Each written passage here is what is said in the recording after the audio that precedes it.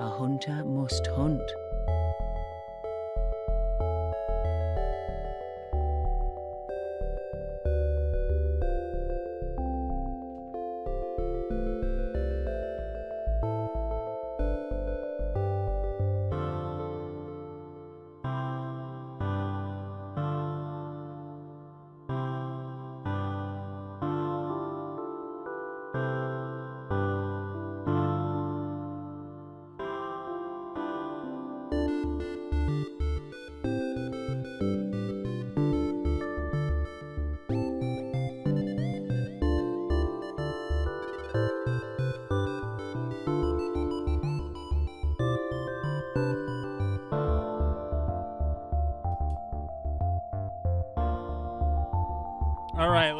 get started. Oh, what a weird couple of days this has been.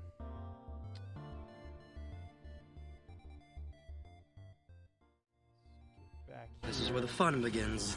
Okay, yes, this is where the fun begins. Welcome, everyone. Welcome, all of my friends. Verily, I do say unto you, Finglui, Mugulanov, Cthulhu, Rilye, Gognagel, Faten. How am I patient zero? I didn't even get sick for like a... I don't even think I got sick from, I don't even think I got sick from DEF CON. I went to a movie the other night, and I think I'm sick from that. A hunter must hunt. How goes it today? I'm not feeling all that great. I'm better than I was yesterday, but I'm still not feeling all that great. But I considered calling the stream off, but honestly, we're gonna give. Honestly, I need to do something other than what I've been doing for the last couple of days. Someone needs to step in. Okay, someone needs to step in. Sucks to hear about you coming down with the sickness. What movie? It was Bodies, Bodies, Bodies. Which was quite good, by the way. If you love a good murder mystery, I recommend Bodies, Bodies, Bodies. It was good. Very well written. Well, I would say it was quite well written movie. Cthulhu Faten to you, Slytherin Tupac. Good to see you as well. Night of Dark with the 10-month re-indoctrination. I don't think I have COVID. I tested negative for COVID. I've tested twice. I tested yesterday and I tested today, and I'm negative. I was negative both times. Whatever it is, and the symptoms, I just had COVID a couple of weeks ago. A couple of months ago, and the symptoms were entirely different. I think I have some, just like a, if I had to guess, it's like it's like mostly a sore throat. Not really a cough. I don't really have a cough. I don't have a headache. I do have a fever, a low fever. My fever was higher yesterday, but Tylenol brought it down.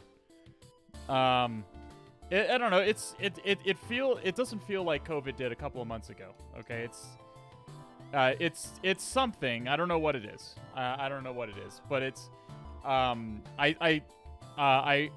feel like I'm generally okay, so we're gonna give this a shot. Hunt. Okay, we're gonna. If I'm almost forgot my sub lol. If I'm feeling really bad, we may have to cut the stream early. We'll see how it goes. But I thought I'd give it a shot. I'm feeling energetic enough to get a stream in regardless. So,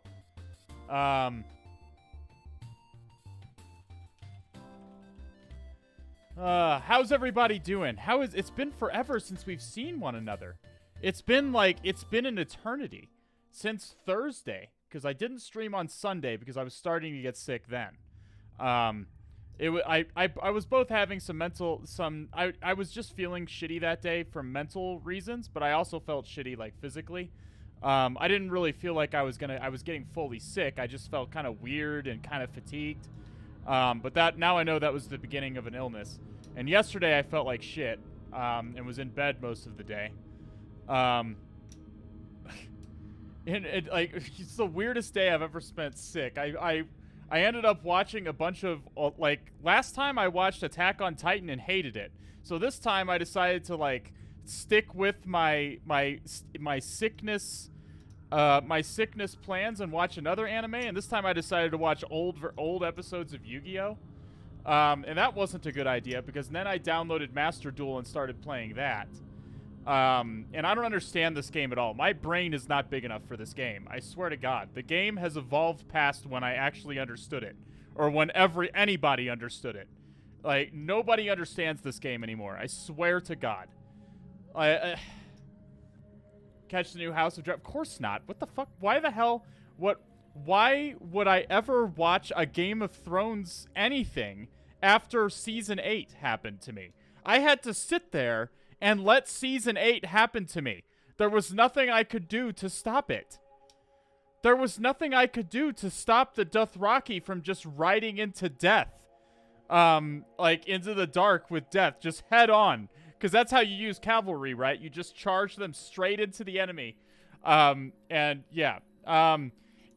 also, we're fighting for Winterfell, but we're not gonna fight inside the walls. We're gonna put our army outside the walls for no reason. I don't know, dude. If people are saying it's real good, I'll watch that. I'll try it eventually, but I actually need to watch Severance on Apple TV. I planned to watch Severance on Apple TV and ended up watching Yu-Gi-Oh instead and went down that rabbit hole. So it's been a weird couple of days. It's been a weird couple of days. Okay.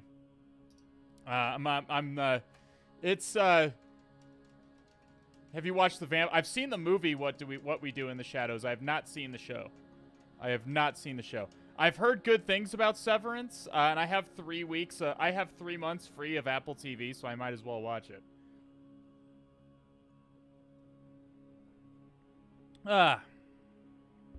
Yeah, Severance is part of the new weird television. Dude, all television is the new weird television. Yeah, I've heard also good things about Sandman. I've heard great things about Sandman. Sandman is Neil Gaiman, so chances are good that I'll like it. But I have not tried it yet. I've had both the book and the graphic novel. It's a graphic novel, I think, right? I've had both the graphic novel and the show recommended to me. At some point, I'll give that a shot as well. Again, I'm mostly here so you can stop me from playing Yu-Gi-Oh because I need to stop. Okay, this is not conducive. It hurts my brain. Like I can't. Again, my brain. Like I was a really high ranked Magic the Gathering and Hearthstone player, but I just don't have the brain power for Yu-Gi-Oh, my dude. Jesus fucking Christ. How does anyone keep... Every single card has a paragraph of text. Like, literally every single fucking card has an entire paragraph of text. And you have to read the entire paragraph 3 to 4 times in order to even understand what the card does. And then, and that's just one card that gets played of like 50 cards in a turn. It's game time. It's just a mess. I don't know what Hearthstone's become a mess. Like literally every card game becomes a mess if you let it go on for long enough. I'm not trying to say one card game is better than others. I'm just saying I'm trying to understand Link summoning and Exceed summoning, and like none of this stuff was around when I played Yu-Gi-Oh. I played Yu-Gi-Oh a long time ago. And I was competitive. I played competitive Yu-Gi-Oh long time ago. And I still have some of my cards over there. Long time ago. But now it's like, now I can't understand any of the fucking game anymore. I literally can't understand any of the game. It's so every single card, again, a paragraph of text. And there are so many cards. I have to read every single card because I don't know what the fuck anything does. Like, he will master it. It's in his nature. I don't think I'm going to. I don't think I'm going to. I only did it out of nostalgia. I did it out of raw nostalgia. And the fact that I haven't played a card game in a while. I'm a card game player at heart. I like strategies games and I like card games. And I was sick yesterday and bedridden, so I was like, fuck it, fire this shit up. Let's do it. It's free. The game, to its credit, is very generous with its games. Or very generous with free cards. They gave me enough free cards that I was able to build something approximating the deck that I used to play, although with some new cards that weren't around then. Yu-Gi-Oh! Back then was so much, but you can point to any card game and point to a time when it was better in the past. Yeah, like Whispers of the Old Gods Hearthstone. I miss Whispers of the Old Gods Hearthstone. That was a good time. You're gonna defeat me with a cream puff and an elf? Oh god, no, I don't play that. Yeah, I know you're memeing something, but I can't remember what you're. I think you're you're memeing the Yu-Gi-Oh anime at me. All right, let's hack some Proving Grounds, okay? Let's do some Proving Grounds. It's Proving Grounds time, kids.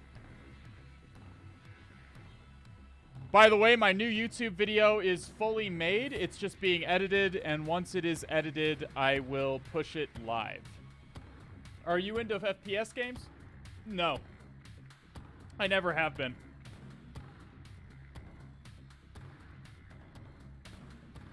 The video did end up being substantially longer than I had expected. It's about an hour. It's going to be about an hour long. Just because there's a lot of, like, upfront. I have to, like... I intend it to be also an introduction to the Win32 API.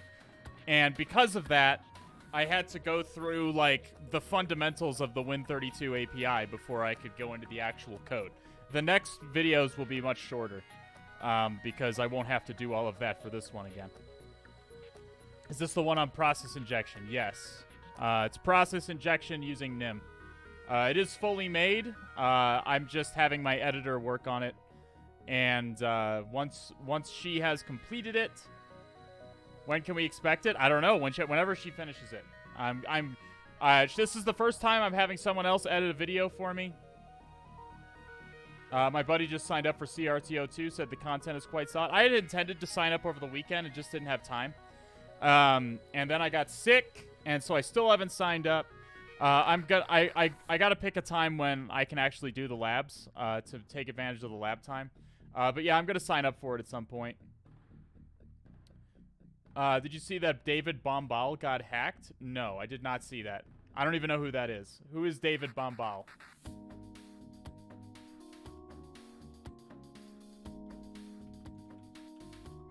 Okay, hang on. David Bombal. Oh, CCNA. Oh, this is someone in InfoSec. So I probably should know who they are. A variety of training materials. Splendid. I did not see it got hacked. Not sure what happened there. Where is my,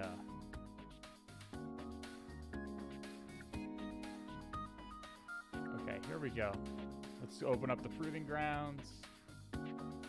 Offers training on Udemy for CCNA. Imagine needing training for your CCNA, okay?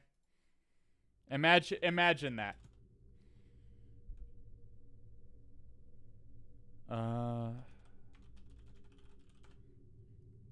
Rather new to the deep end of the InfoSec community, has been huge on networking. Oh, okay, that's great.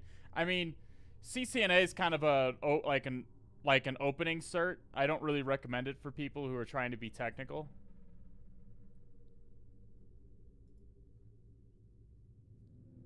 The person who's taking care of his YouTube channel got fished. That's unfortunate. Not a good look for him, I would say. Proving Grounds play. Yeah, if someone really wants access to you, they're gonna find a way.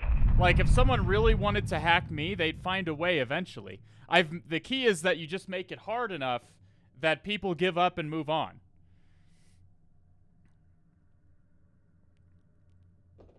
What do you think about the TCMP and PT certification? I've heard good things about it. But there's also some drawbacks, which we have talked about on this stream a few times.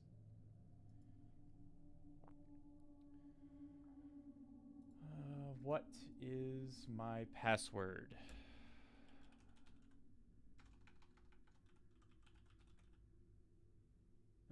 Okay. The key, if someone really wants access to your shit, they're gonna get it eventually. The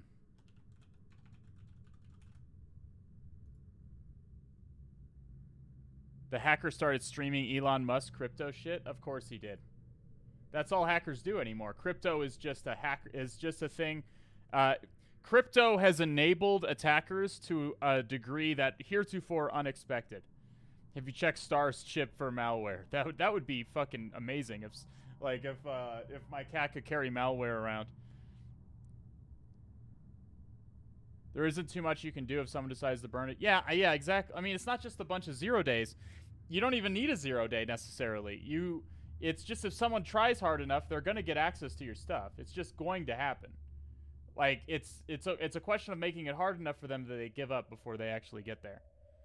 Okay, I can never remember. They've changed this layout again. Like, they have once again changed this fucking layout. Where is the... Labs. Okay.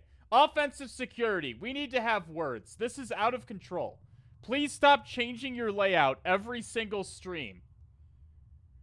Literally every single stream I do, they change the layout of the Proving Grounds. Like, every single time. It's not even that it sucks. It's just that it's different. Every time it's different. Like, I want one constant layout so I don't have to figure it out every time. Oh, let's do Stream Raiders, okay. What are you doing? She's running around back there. I can hear her running around. I don't know what she's up to. It's like a Tesla Center yeah, there you go.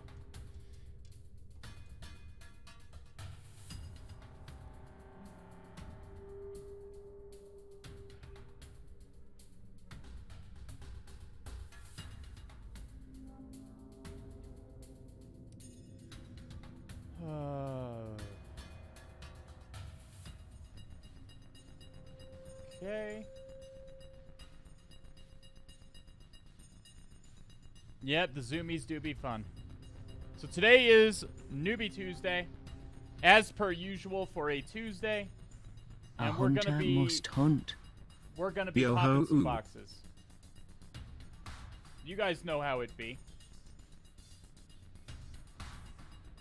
Oreo Bite, thanks for the bit. Ticker with the 9 months of Bezos initiation into the cult.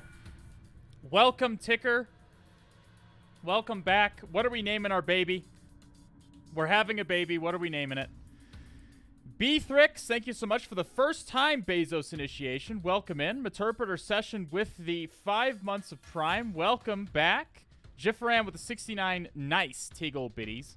I am Cash Z with the 4 months of Bezos initiation.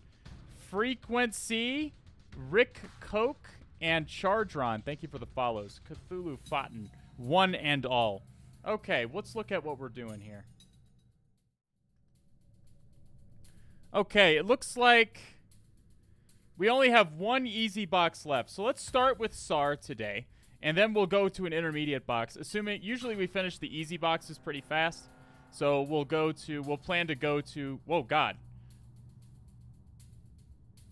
I forgot that they have a browser instance now. Again, they change this every single stream, so, okay. A hunter must hunt. They change this every single stream, so I constantly seem to forget. Okay, I'm opening up my VM. Okay, I think I have to connect to the VPN and then it'll let me. Okay, sudo open VPN. Proving grounds. Okay.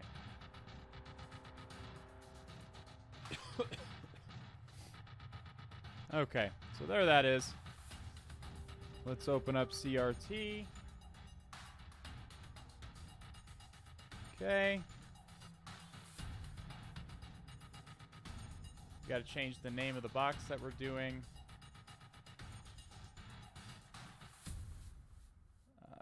PG SAR. What the fuck just happened? No.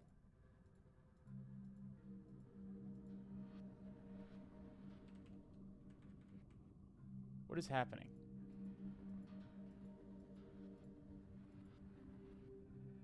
Okay, current challenge. There we go. Move that over. Center it. It must be centered. There we go. Al needs a new Ubuntu redeem. If so. Ubuntu. Ubuntu. I found it and she stole it. It was by my foot. I'm still mad. I'm not mad. Did I say I was mad? I'm not mad. I'm not mad. Why would I be mad about something silly like that?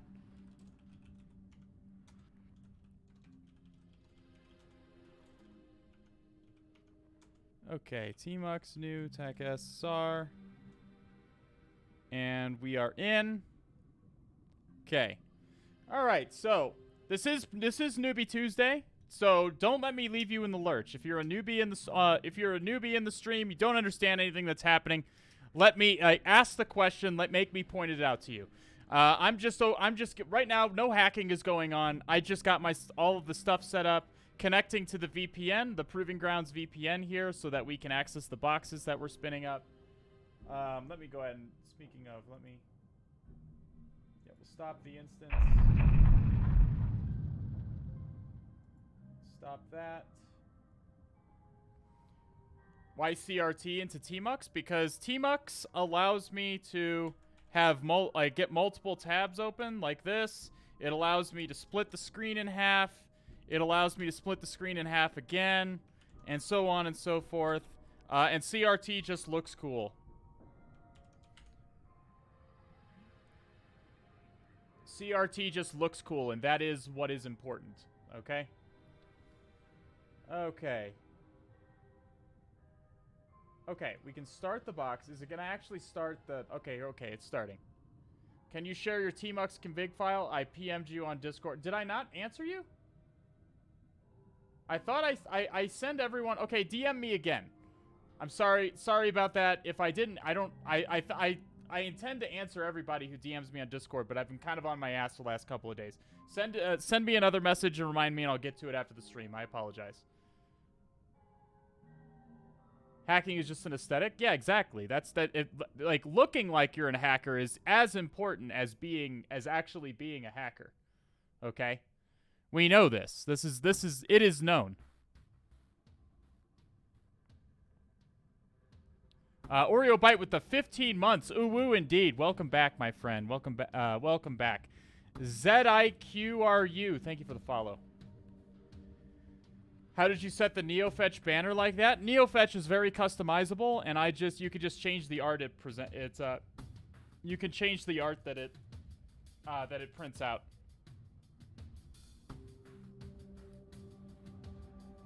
Okay, let's see if we can ping the box. Does a beard improve your typing speed? Yes. That is a fact. Okay. Okay, so we can ping the machine.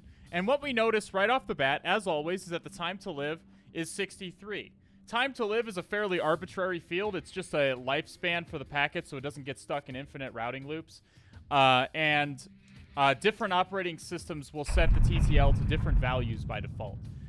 So if you see a time to live of less than 64, it's usually a Linux machine, because that means it's usually not going to be exactly 64. It's going to be less than 64 because it gets decremented every time it crosses a router. So there is one router between us and this likely Linux machine. With Windows, it's 128, and Solaris and Cisco devices are 256, I believe. All right, let's start with just a basic Nmap scan. What does BSD set it to? I think it's 64.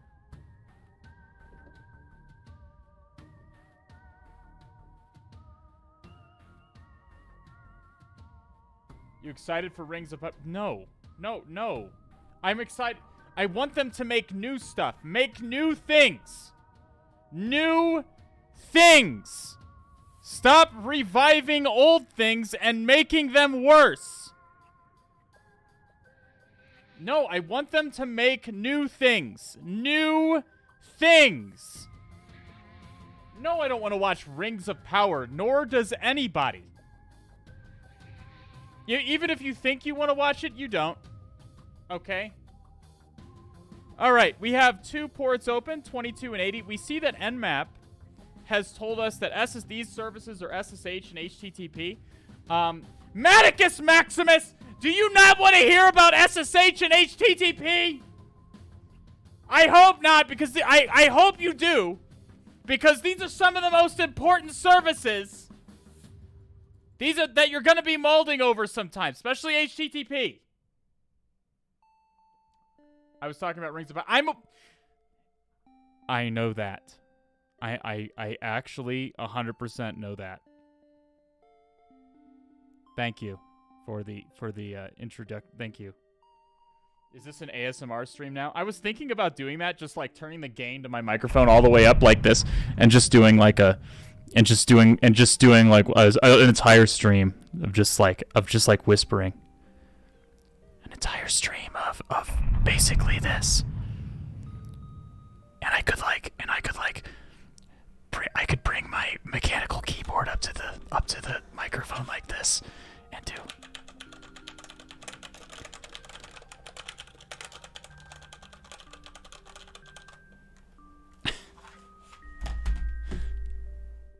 All right, there we go. All right. I was thinking about doing a stream like that, but I thought it'd be too awkward. I really don't like ASMR. I would only do it for funsies. Layart, Kawiko, and Killing Technology, thank you for the follow. Oh god, what has happened to my terminal? Okay. So, as always, Nmap is telling us that these services are listening, but it doesn't actually know. All it sees is that port 22 and port 80 are both open, and it's assuming they're SSH and HTTP because those are the services most commonly found on those ports. If you want to see the versions, you have to do TAC SV. I've officially become someone who uses Tmux. Dude, the Tmux is great. What the hell are you talking about? Tmux is fantastic. What don't you like about Tmux?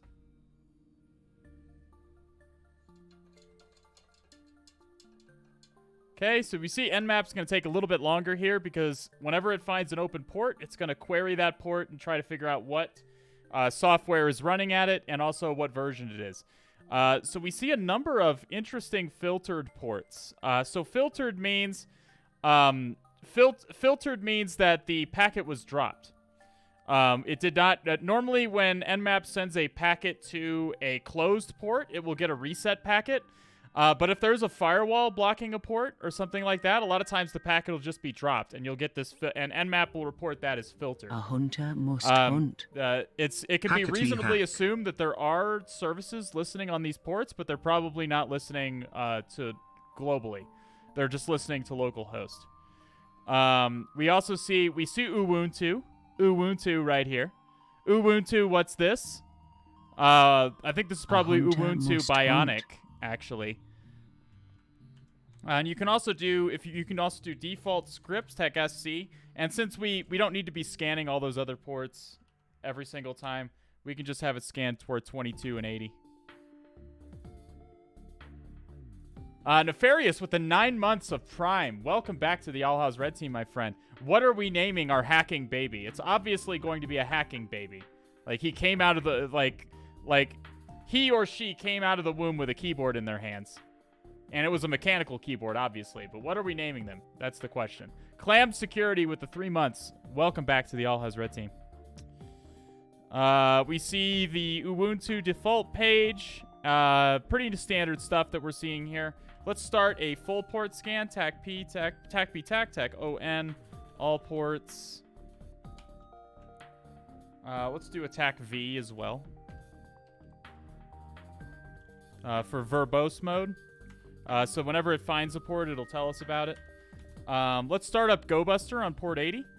This will do a nice directory brute force for us. So that we can find if there are any pages exposed other than that default page.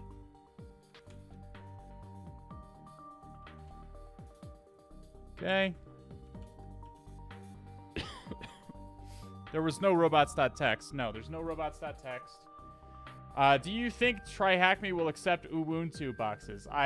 They already do. Most boxes on TryHackMe are Ubuntu boxes, I think.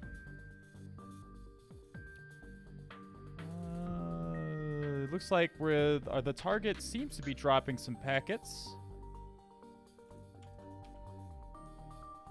All right, so we're mostly looking for something to go off of here. Anything that isn't like a default page or something like that.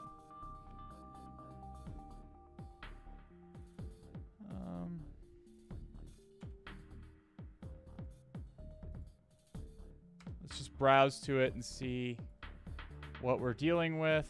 It said it was the default page, but okay. A hunter must hunt. Let's view the page source. Fhtagn. Hey, Coxwiggle Fawton. Thank you, Frost Melka, for the 2-month re-indoctrination. Welcome back.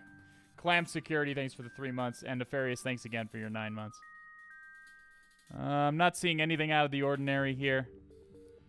We could go for some virtual host routing. But I'm not sure what it would be. It would be SAR.try it. There is a robots.txt. Nmap. TAC-SC is supposed to check for that. TAC-SC is supposed to check for the... Okay. Nmap let me down on that one. Okay. Thank you, Nmap. Appreciate it. Fucking Nmap, dude. Yeah, what are you doing, Step Scanner? Yeah, there you go. Okay, what is A this? hunter must hunt. 22-monther. Almost 2 years smile. Okay, what it... Sun OS? Linux, HPUX, new? Okay, we have a file upload. Download the following tool to collect SAR data from servers. Untar it on the server, which will examine performance data.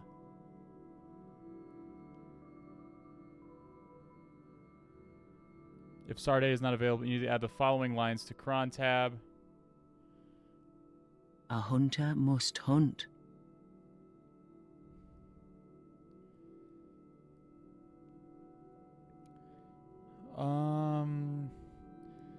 Well, let's just try and upload something and see what we get. I guess we can kill a GoBuster, because that's not going to find anything. Vim Cthulhu.txt. Let's just try to upload a text file and see if we can find it.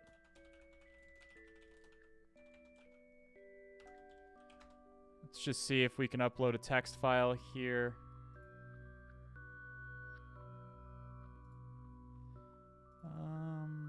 SAR Cthulhu.txt. Okay, upload. Downloading SAR to ASCII report. Go to plotting page.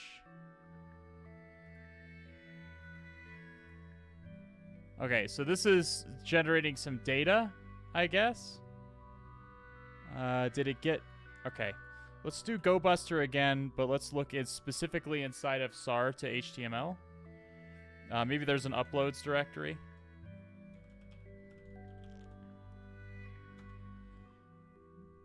We see an index.php. Uploads. No uploads. Files. We're trying to see if we can find the file that was uploaded. Snowy Owl with the first time indoctrination into the cult. Welcome, Snowy Owl. Good to have you. Susvarus with, God, 22 months. We're coming up on 2 years here. That's insane to me. That's crazy talk.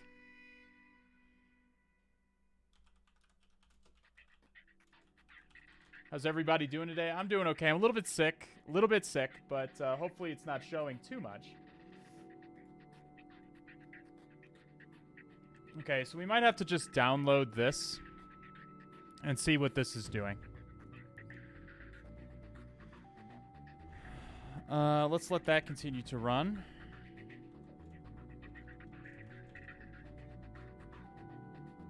Move. Downloads. SAR to ASCII.tar. Tar tech xvzf. No, this is the xbf. SAR to ASCII.tar. Okay. Let's see what's in here. SAR to ASCII. Is this an executable? What is this? SAR to ASCII. ASCII text. So this is just a bash script?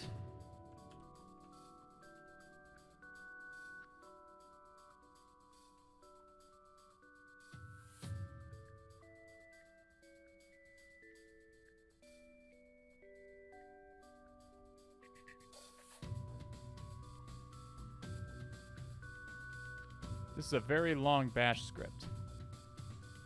Okay, so this is something that exists. SAR to HTML 3.2.1. Let's see if there's a CVE here.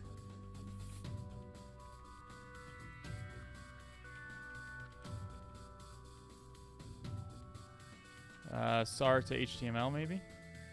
Okay, good. 3.2. You love to see that, chat. You just... This is where the fun begins. We have located the beginning of the fun. Okay? Any how's work? Any interesting assignments? I'm kind of in a little bit of a lull right now. Actually, the summer is the least active time of the year for a pen tester. because it's like the middle of the year when no one's really thinking about getting pen tests done. Everybody gets their pen tests done at either the beginning of the year or the end of the year. So I'm kind of just chilling out, waiting for stuff to happen. All right, let's look at this one first.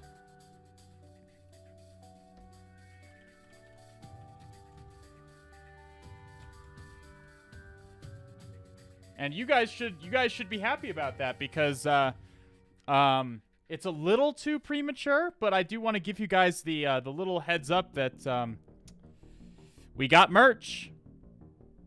It's happening. Poggers, it's happening. So that's coming really, really soon. Glad you see you came online. Yeah, I'm doing okay. You will see plot. So it's just code execution in the... Okay. I was overthinking the shit out of it. Alhazred beanies? Yeah, I could make a beanie.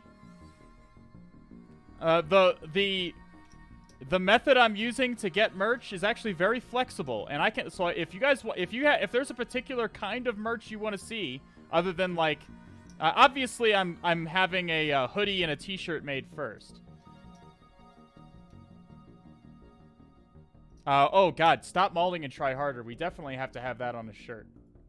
We definitely have to have that on a shirt. I'm writing that down. Hang on. We gotta have that on a shirt.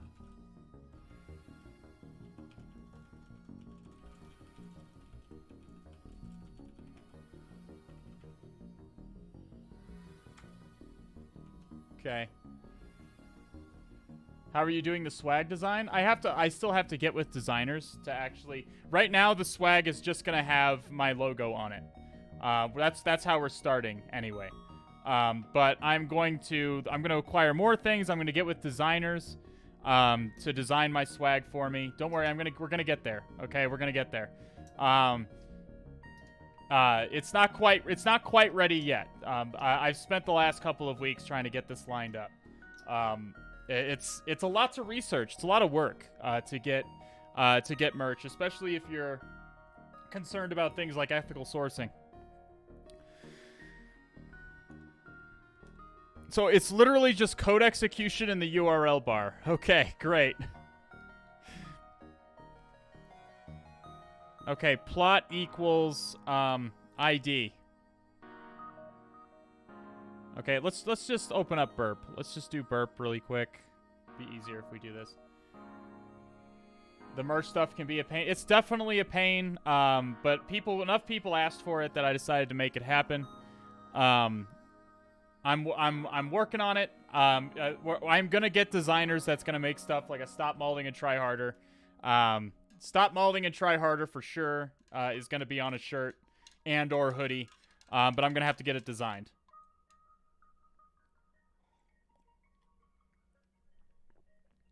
Will you let the community vote on the design? Sure. Absolutely, if you'd like. Imagine not using Zap when Taggart's course was $6. Why in the world would I... Okay, first of all, there's web app pen testers. Okay, pen testers who specialize in web apps. And there are people who use Zap. Okay? And I can do a Venn diagram. Okay, really quickly. Venn diagram of those people. Okay? Here we go. Quick Venn diagram. Web app pen testers.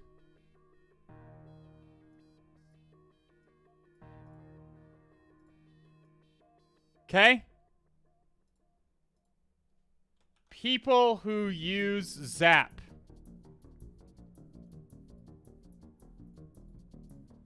There's why I don't use Zap, you degenerate.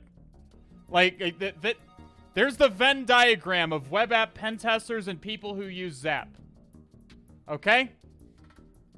Well, to be honest, Zap is open source. You can do whatever you want with it. So is Burp.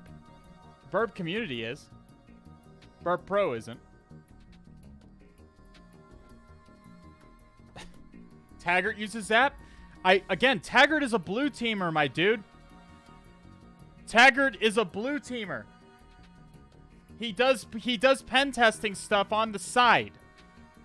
He doesn't make a living on it. But if you're gonna talk, so tell me, go to Nahamsek's stream and ask him how often he uses Zap. Go to Nahamsek's stream and ask him how often he uses Zap, okay? Like, just go ahead and do that, and let me know what he says. Did you enjoy the health? I really did, actually. Health is actually one of the best boxes and one of the better boxes in recent memory. You're capping me. You're kappa-ing me because I mauled it because I raised a bit of a stink about it on Twitter. But I didn't raise a stink about it because it's bad. It's not bad. Health was a real good box. I raised a stink about it because I don't feel like it's an appropriate box for beginners. I feel like Hack the Box has completely lost sight of what an easy box is. Okay? Because the Zap UI is shit. The Zap UI is definitely garbage. It's definitely very bad. I detest the Zap UI. Okay, my font is now different. Let's change the font. It's like, we'll put like 20 here. Change this font to like 20 as well. Okay. All right. Okay, so let's see. We have to redirect. So burp. Oh, God. I gotta make this go to 8081. Okay. Now it should work. There it goes. All right, so does anybody not understand what's happening here? Do we have any new people? This is Newbie Tuesday. I don't want to leave anyone in the lurch. Does anyone not understand burp, the concept of burp? Do you need me to explain what burp is and what I've done? Essentially, burp is now intercepting all of the HTTP requests coming from my browser here. Okay? Is anybody not aware of how that works? Is this like a higher level of Wireshark? No, this is not Wireshark. So burp is specifically for HTTP requests. Okay?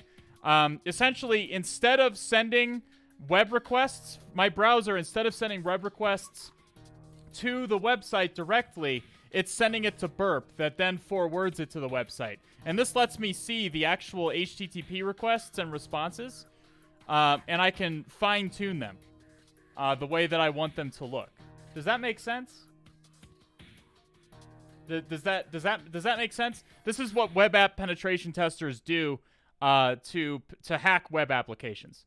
Can we test for LFI? I don't think we need LFI. I think we have code execution. According to this CVE, we have code execution. So we can send this request to repeater, and we can send this request straight from burp, and we can try putting in command here will execute. You'll see plot URL extension, the command you enter after command injection plus select star host. And then your command's output will appear on the bottom side. Oh, wait. After plus select number host, then your command's output. Oh, it just executes in the browser. I can't read. Select host. Will appear at the bottom side of the scroll screen. Oh, select right like this?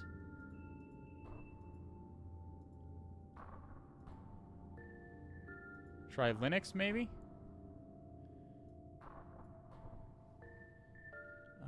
ID.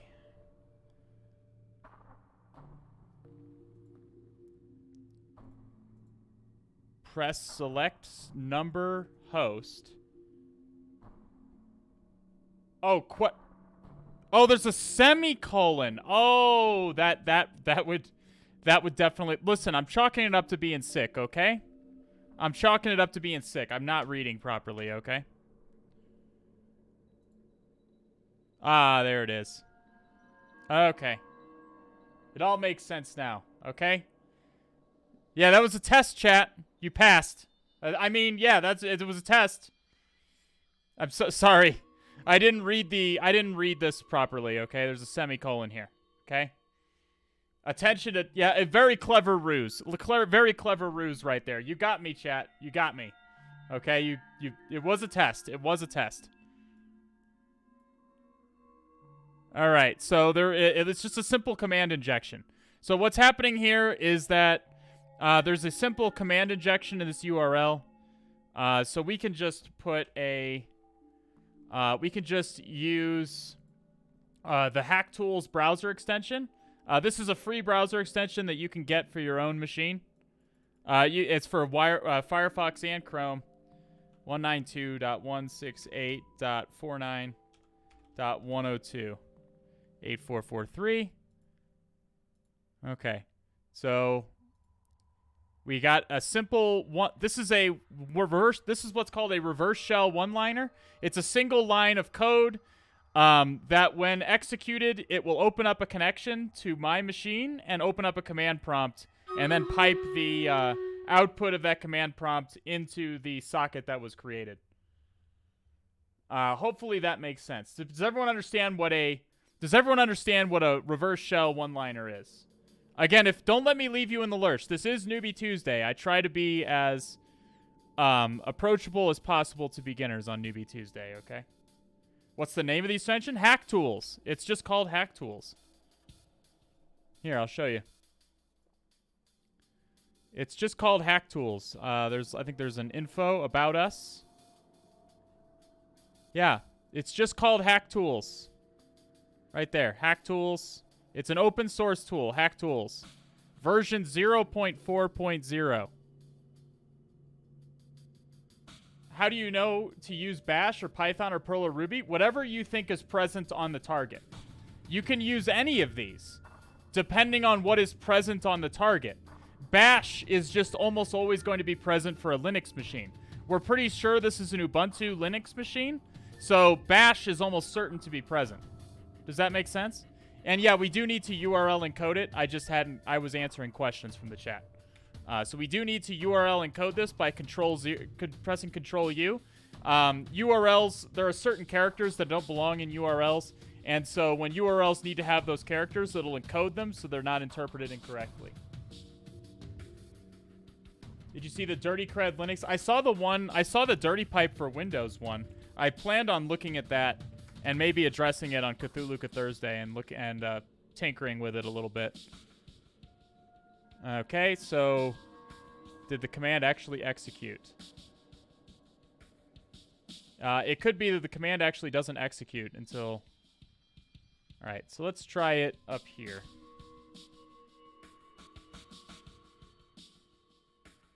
Let's try it up there. What are you doing, step bro? What? What? Didn't encode. Am I supposed to? I don't think I have to encode the... Oh, I still didn't do the semicolon. Good. You caught me again on that one, chat. You got through the test again. 2 tests right in a row. They never expect the second test. They never expect the second test. Really enjoy your channel, that FBI raid. Dude, that FBI raid one just gets me every time. There we go. There we go. Listen, I'm sick today, okay? Stop harassing me, chat. Get off my back. I'm sick. Does everyone understand what happened there? Oh. Hackerman. I'm in. All right, so as you can see, we now have a command prompt on this machine. The machine has opened up a connection back to us. We have caught the connection with our netcat listener right here, and it has opened up a command prompt for us. Does anybody have any questions? Is this finished now, or does it need further? FBI, open up! We are Al the... Zedpog. God, FBI open up every time, dude. Anyway, we are the dub data user, so we're likely just a low priv user. We are going to need to escalate permissions from here. You could use how to use base 64 to bypass bad characters. So if you wanted to, I've shown that a million times. There's a million things that I could show off here, but that I could show off here. But if you were gonna bypass bad characters, one thing you could do,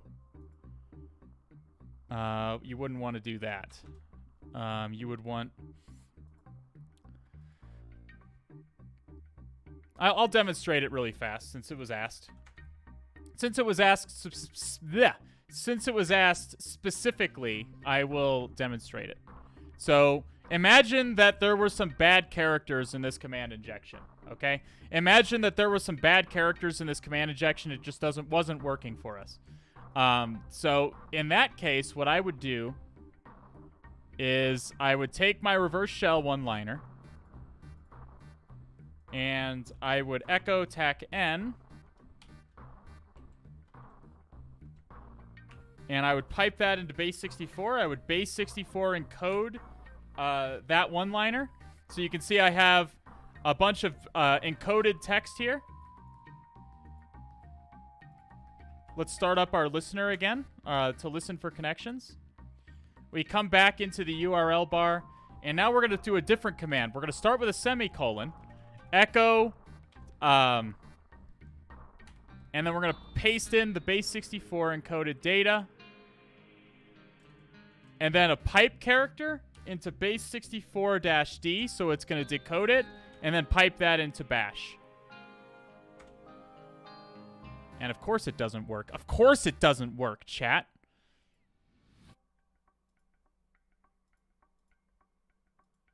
Of course it doesn't work. Why would it work? Let's do it over here.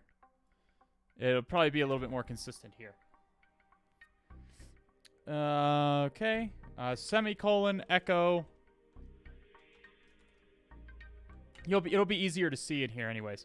Echo, pipe that into base 64-D, pipe that into bash.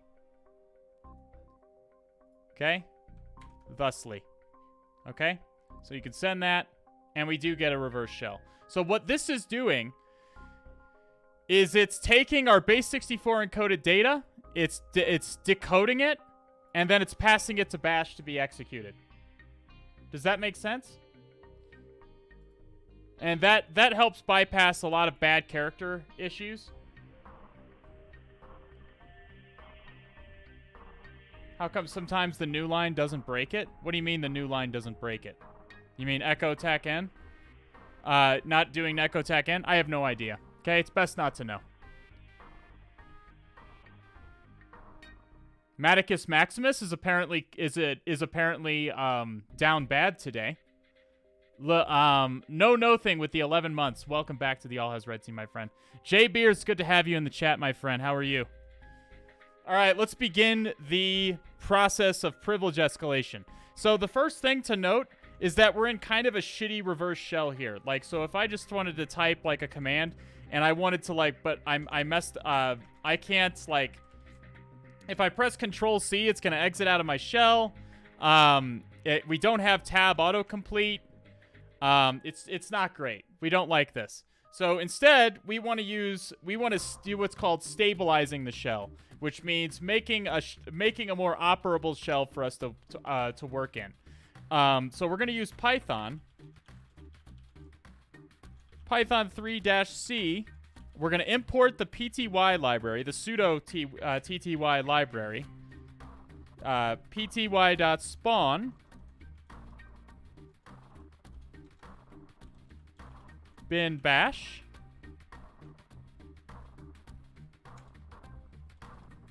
Okay, so now we're in a sudo terminal with Python, a sudo tty with Python, and we can press Control Z to background the shell really quickly. If we didn't kill our shell, we just return to our Kali prompt. We put it into the background. stty raw minus echo. We're basically going to change a few. We're going to change a few. We're going to change a few settings in our terminal here so that it interacts better with the reverse shell. Basically, we're disabling terminal echo. That's what the minus echo is. And then stty raw means to not interpret our keyboard presses at all. Just send them straight through the reverse shell. Hopefully that makes sense. Okay? And then the semicolon foreground is just to foreground the backgrounded process again. And now must hunt. You'll find if we use arrow keys, we can go back and forth like we should be able to. We have tab autocomplete. Like that. Does that make sense to everybody?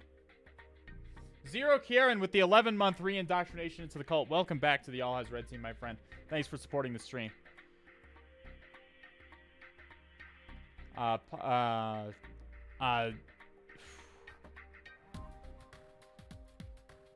Okay. Anybody have any questions about any of that? If you have questions, feel free to ask.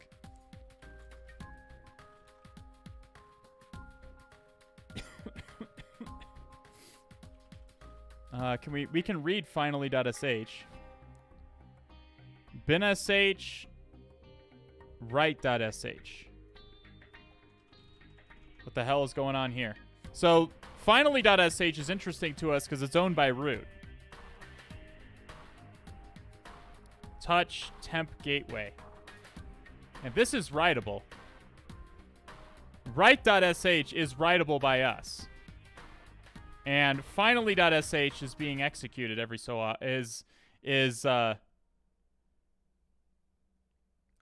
finally.sh is owned by root and not writable.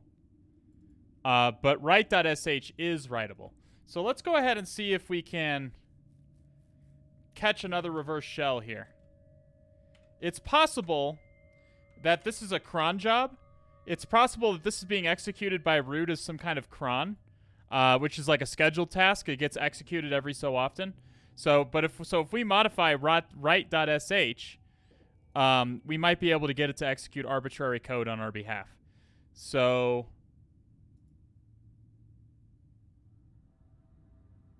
let's do 8444 this time. Okay, let's nano write.sh. Didn't work. We can just do echo that. I forgot to do. You'll see my terminal's a little messed up. It's okay. It'll still execute just fine. Write.sh. Cat write.sh. There we go. So it's not. We just added a new line, which is going to return a reverse shell if this executes for any reason as root. If write wasn't writable, we could still hijack it since touch isn't using the full path of the binary. No, that's not true. We could only hijack it if we can somehow control the path environment variable of root, which will be executing it, or the path environment variable of the person who's sudoing to run this. You would need to either be able to write to the path environment variable early enough, potentially. But you'd need to worry about the path environment variable. If this were Windows, you could hijack it, right? Again, it would depend entirely on where we could write. Can we write anywhere? Okay, we haven't gotten a reverse shell yet. We don't know if there's a cron or not. Let's just go look at... we have PHP info. Let's cd/home. Cat local.txt. We do see a love user. So let's put the local.txt in before we get too excited. We can click on the little flag here. Paste that in. And we get the progress bar that says that we... what is export xterm for? That's to set the terminal environment variable. So I can set this a little bit better. So let's do stty-a. Rows 34, columns 111.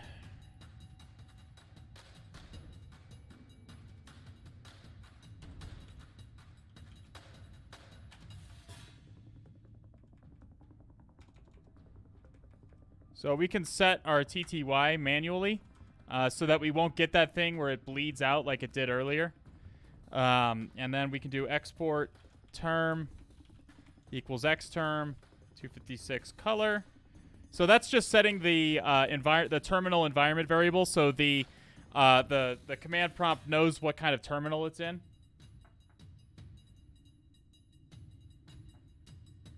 Did I just see Rayquaza from Sekiro? No. Oh, you mean the Divine Dragon? That person? Yeah, one of my... I have a lot of Soulsborne images for my desktop backgrounds that cycle every so often. And one of them is the Divine Dragon from Sekiro.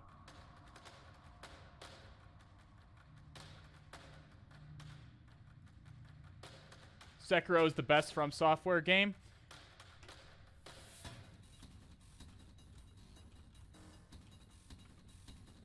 Okay, so you can just enjoy your timeout for besmirching the fine name of Bloodborne. Besmirching the fine... I'm just kidding. I'm kidding.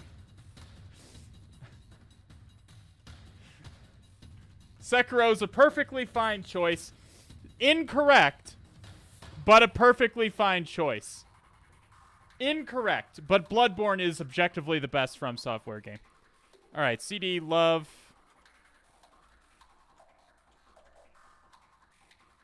Okay, so we do have a user here. We still haven't caught a reverse shell from that thing, so it's probably not a cron job or anything. This person, Love, does have sudo as admin successful. Let's do sudo attack L for www data just to see. It doesn't look like www data can execute. Commands is sudo, no surprise there. We see a .ssh directory, but not readable by us. Selected editor owned by root. So whoever Love is, they're almost certainly a sudoer. We do see they have a bash history that is not symlinked to dev null. All of these files are not readable by us, unfortunately. We need to find a way to get to Love. Find root tac perm 4000. So we'll see if we get any interesting SUID binaries here.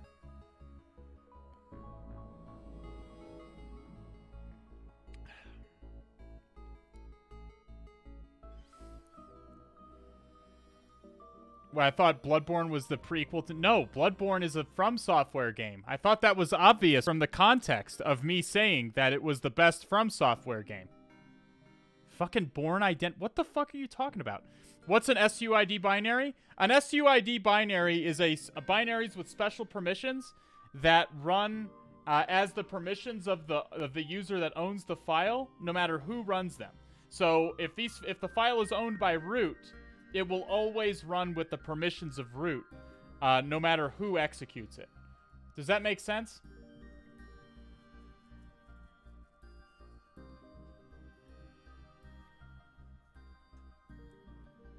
I definitely heard the quit. It's not that great of a game. I mean, they're definitely wrong. They're objectively incorrect.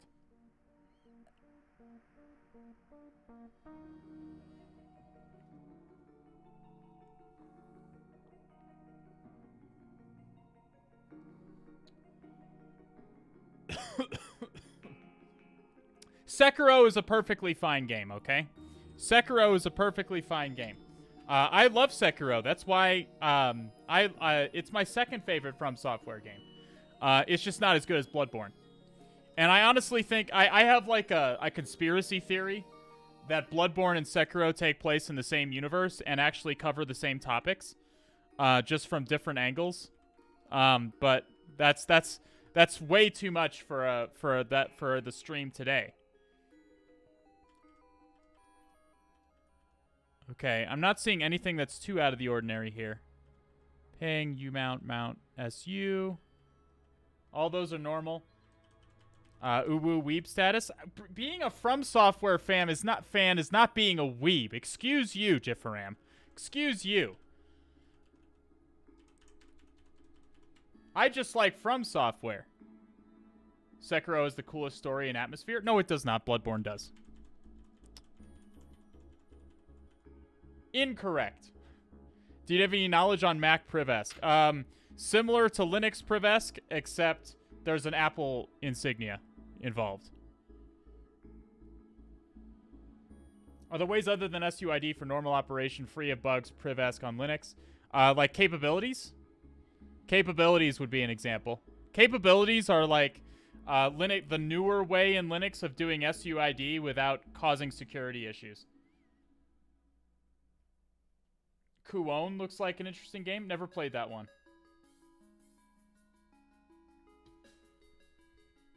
Okay. Oh, we did end up getting a shell. It must have been a long execution cron job. Okay, so, as a review,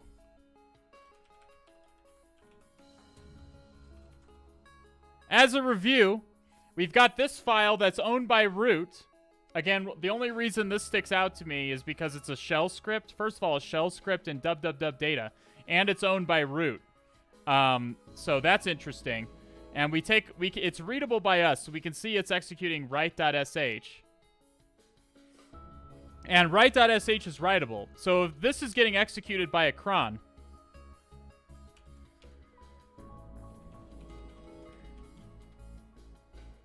there you go. So it's getting executed every 5 minutes. Every 5 minutes, root is executing this script, and that script is executing the other script, and we can modify the other script that it's executing. Does that make sense?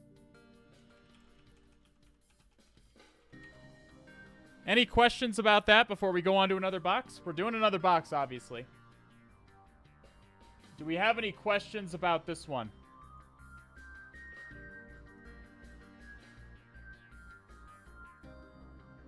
There we go. So we put the flag in, the progress bar completes, and we have finished SAR. Let's do Stream Raiders. Ask questions while we're doing Stream Raiders here. What kind of SUID binary would you look for if an exploitable one was available? Well, first of all, any one that doesn't look normal.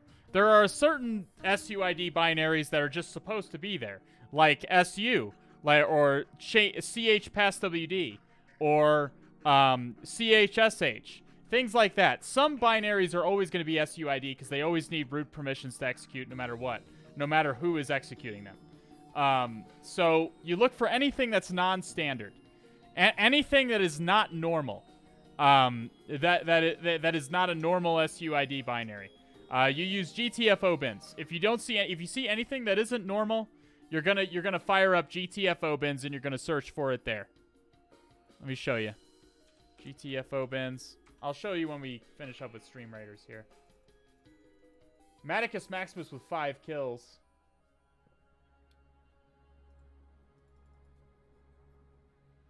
Hey, Owen Codes. Good to see you. I was asking questions. That's all good. That's all good. I'm fine with that. I'm just giving you a complete answer. Okay. Conso, thank you for the follow. Let's just load up GTFO bins.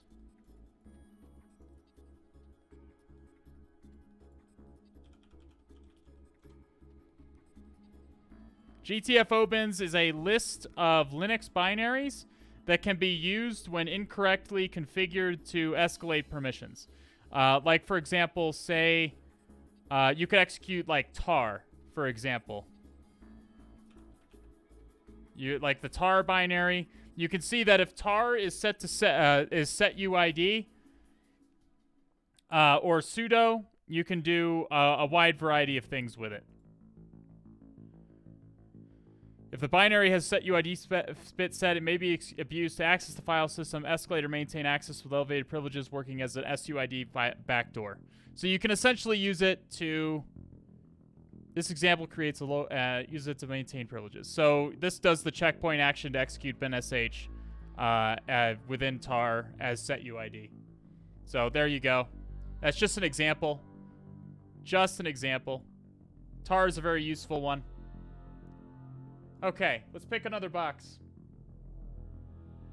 Pwn College has a baby SUID module. I had to test TCP dump for my CTF recently. I had to make TCP dump set UID for the intended privesc path. But I was concerned that somebody would find a way to just privesc through TCP dump. So I had to test TCP dump fairly extensively to make sure that at least if I couldn't get there, hopefully other people wouldn't be able to figure it out. And it looks like TCP dump has been hardened to prevent people from because it needs set UID permissions quite a bit. It's pretty common to find TCP dump with set UID permissions. So it wanted to make sure that people couldn't privest through it. Can you do an AD box? Not today. We're on the Proving Grounds. The Proving Grounds is not going to have any AD boxes, unfortunately. We'll do one on Thursday.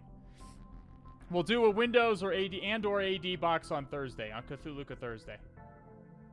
But nope, Proving Grounds Proving Grounds Play does not have any Windows boxes, unfortunately. Okay, what do we want to see? I'm just going to pick 5 of these at random. If there's one that in particular, the ones without a black bar next to them are the ones that we've done before. We'll stop that instance.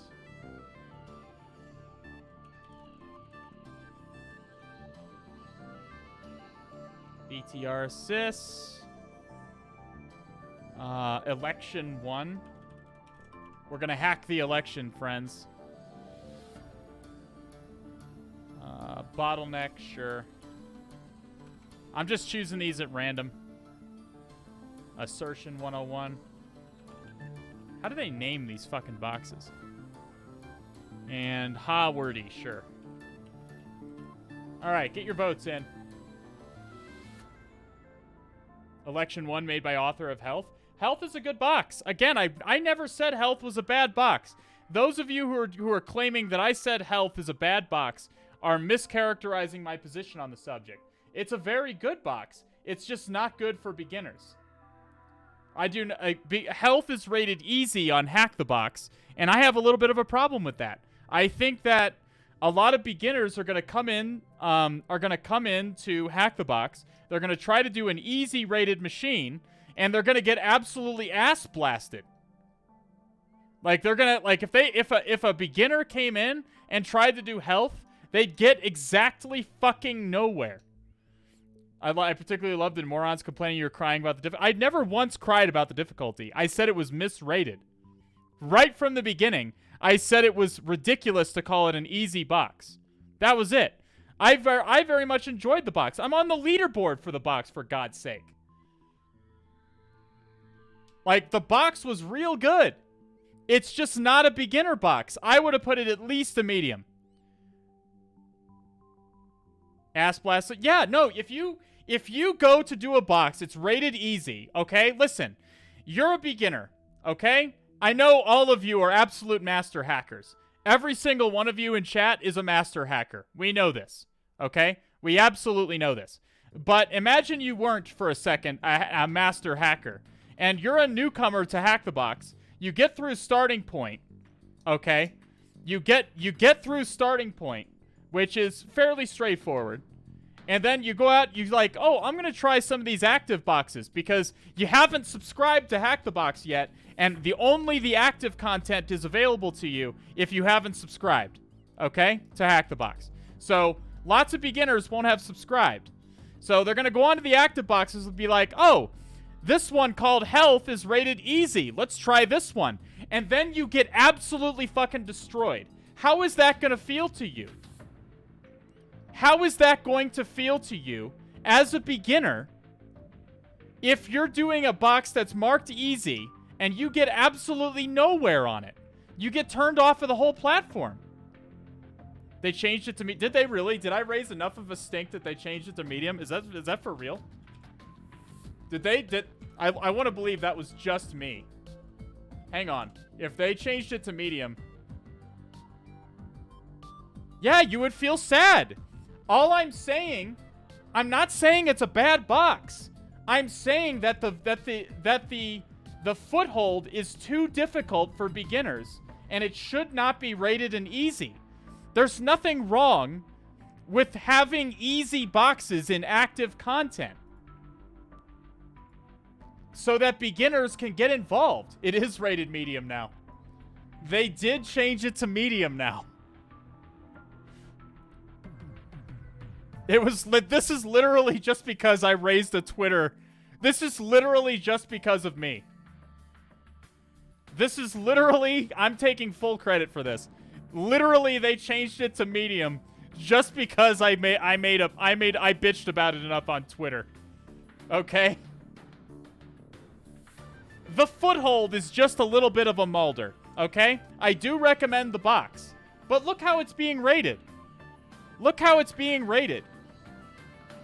I also wanted to point out that there's kind of a systemic issue with difficulty on Hack the Box. Like, look at Trick, easy rated box, being rated a medium by people doing the box. Medium. Red Panda, mostly mediums. Support, mostly mediums. Like, it's very rare to see a box being rated as easy by the users anymore. It's very rare to see a box that's being rated consistently easy by the users. And all I was trying to do was point to kind of a problem with difficulty creep on Hack the Box. And IPSEC did make IPSEC slid into my DMs, and we actually had a good discussion about it. And he said, well, there's also the thing that tooling has advanced. Like, LinPeas is much more capable now than it used to be. So it's a lot easier to exploit some of those old machines that were easier then. And I was like, that's true, but just because tooling has advanced doesn't mean that the learning curve for beginners has gotten any easier. Beginners still have to learn the same things. If you're a beginner to this stuff, you still have to learn the same stuff. Like, you don't get to skip stuff. Does that make sense?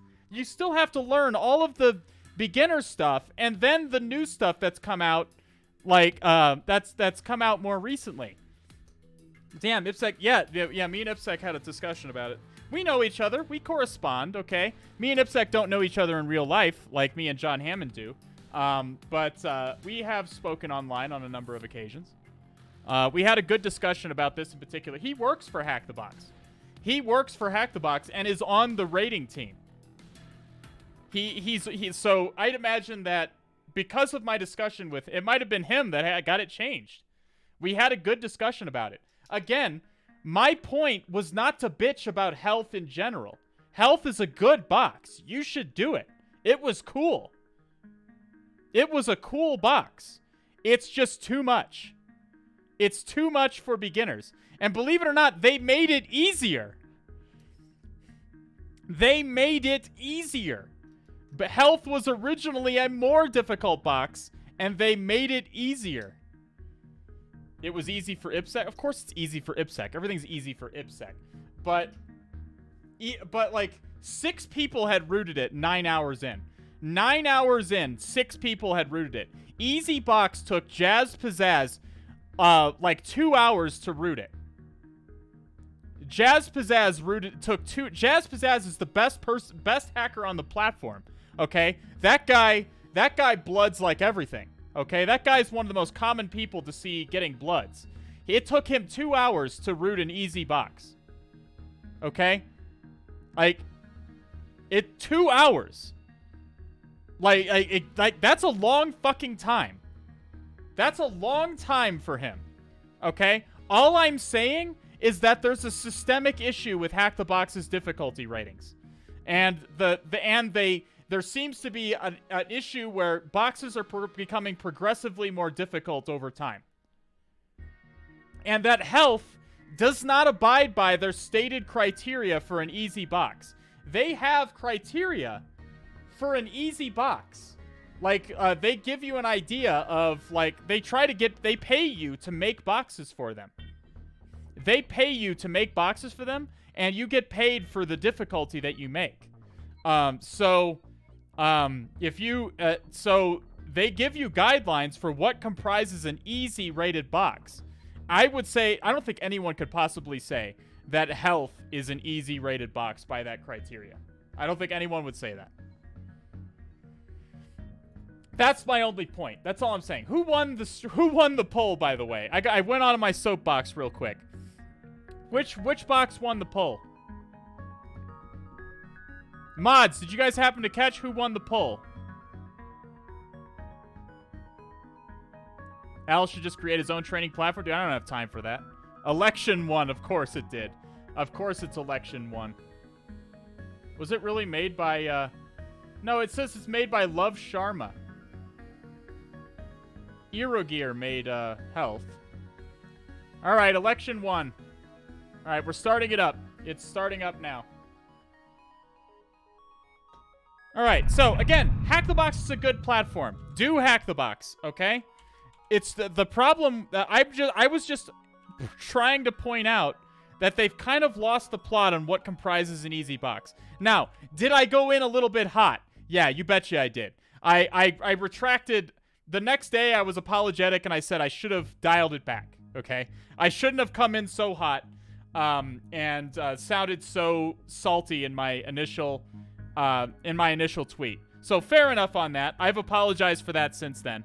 However, I stand by what I originally said, that Hack the Box has an issue with difficulty creep. That's all I'm saying. I did go in hot, okay? Fair enough. All right, let's kill my TMUX session, start a new one. I like to be in a fresh TMUX session for new boxes. Election1.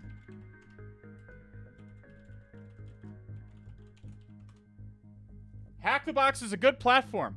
We do the new every Saturday. We do the new Hack the Box machine. If you would like to join us, my Hack the Box team, we do the new Hack the Box machine in the Discord every Saturday. If you would like to join us, I'm probably not going to be showing up every week now. I just it's becoming a little bit much for me.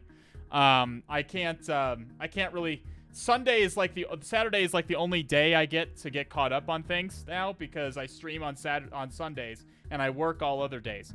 So I might sometimes need the Saturday, but I will do my best to be there. I'm doing my absolute best to be there. Being that group really helped. I'm really glad. Hack the Box does have a significantly lower user base than Try Hack Me. And why do you think that is, Clay Hacks? Why do you think that is? Why do you think Hack the Box has starting point now? Hack the Box has starting point because Try Hack Me is taking their entire user base away. And why is that?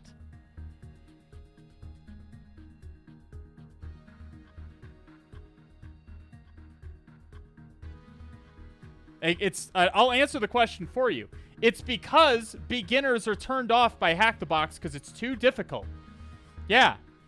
And let's not forget that the first iteration of Starting Point had Windows Defender active on the very first fucking box. Let's not forget that. Like, many of you have forgotten that. Do you remember that? Do you remember that? I went to do Starting Point back when they first did it. Back when they first made Starting Point. I did it. The very first box had Windows Defender active. You can't make this stuff up. You had to compromise it through MSSQL and XPCMD shell, and it had Windows Defender active. That no longer is the case. They fixed it. But that's the perfect example of what I'm talking about. That Hack the Box just has completely lost their minds when it comes to what a beginner, like learning a beginner. And the fact of the matter is that a lot of people getting into the hacking community are beginners. Like, and you need to be approachable. It is okay to be approachable to beginners. If you can't get anywhere on a box. Oh my goodness. Ending with Hallie with the raid. Thank you so much, Ending with Hallie. That's so kind of you. Welcome in. Welcome in. Try Hack Me has a lot of really... Yeah, I think on average, Hack the Box's content is better. Yeah. I think on average, Hack the Box has better content. But the problem is, it is not as approachable to beginners. It just isn't. I think the insane boxes should absolutely be insane. If I'm going into an insane box and anything less than my testicles being put into a vice is occurring to me, I'm like, there's something wrong, okay? No one is arguing that hard and insane boxes should not bust your fucking balls. Nobody is arguing that. The problem is, I'm just saying that easy there should be a rank that is approachable to beginners. Okay?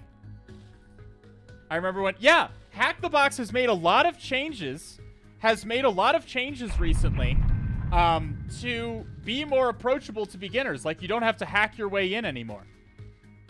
Yeah, Hack the Box Easy should not be putting your testicles into a vice. If you're an experienced pen tester, you maybe are like, you should get a fun little challenge maybe with Hack the Box Easy, but you shouldn't be having a hard time with it. Yeah, and it should be approachable to somebody with very little experience. Maybe it'll really challenge you, but it's possible for you to figure it out, essentially. Okay. All right, let's ping the box. All right, we can reach the box. Let's do Nmap, Tech SC, Tech SV. I'm just going to put all of the options I had for the last one all together. Just do one Nmap scan at a time this time. If you have any this is Newbie Tuesday. I feel kind of dumb for taking so long. Yeah. Yeah, that's the problem. It's demoralizing to approach a box that is rated easy and then get absolutely demolished and like have no idea what to do is demoralizing. You start to feel like, I can't really do this. You get that imposter syndrome. It's a huge problem. There should just be an option on the platform that is reasonable. That's all I'm saying. What IPSEC said the other day is that they're actually thinking about changing the rating system. So it wouldn't just be easy, medium, hard, and insane. It'd be like, I think they're changing it to like a 5 rating system. So boxes would be rated from 1 to 5 on difficulty. So a 1 being the easiest, presumably, and a 5 being the hardest.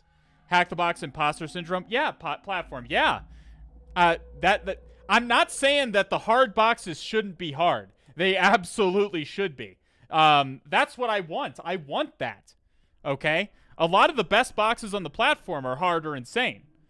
I want there to be hard boxes. I'm just saying I want beginners to have something to do on the platform. That's all I'm saying. And they know what I'm seeing is true, too. They know it because they're changing their platform because Try Hack Me now exists.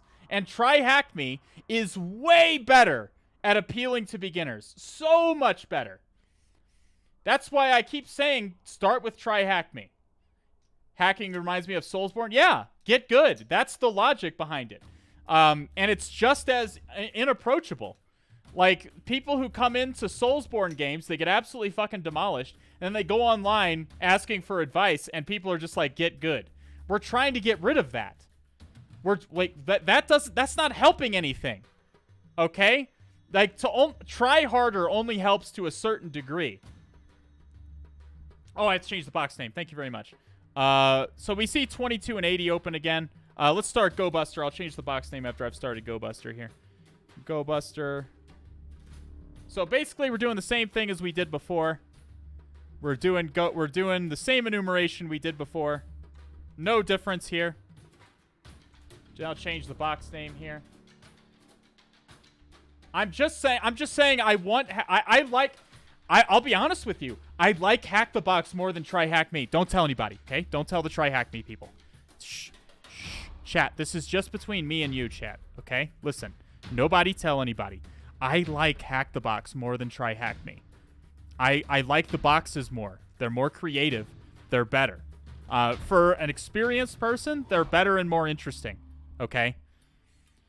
But Try Hack Me is unquestionably better for beginners. I want Hack the Box to be better, okay? I want Hack the Box to be better. I want it to be better for beginners. I want it to be better for beginners so that it is so I that's all I'm trying to say.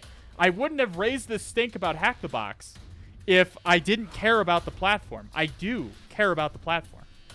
I care about it a lot.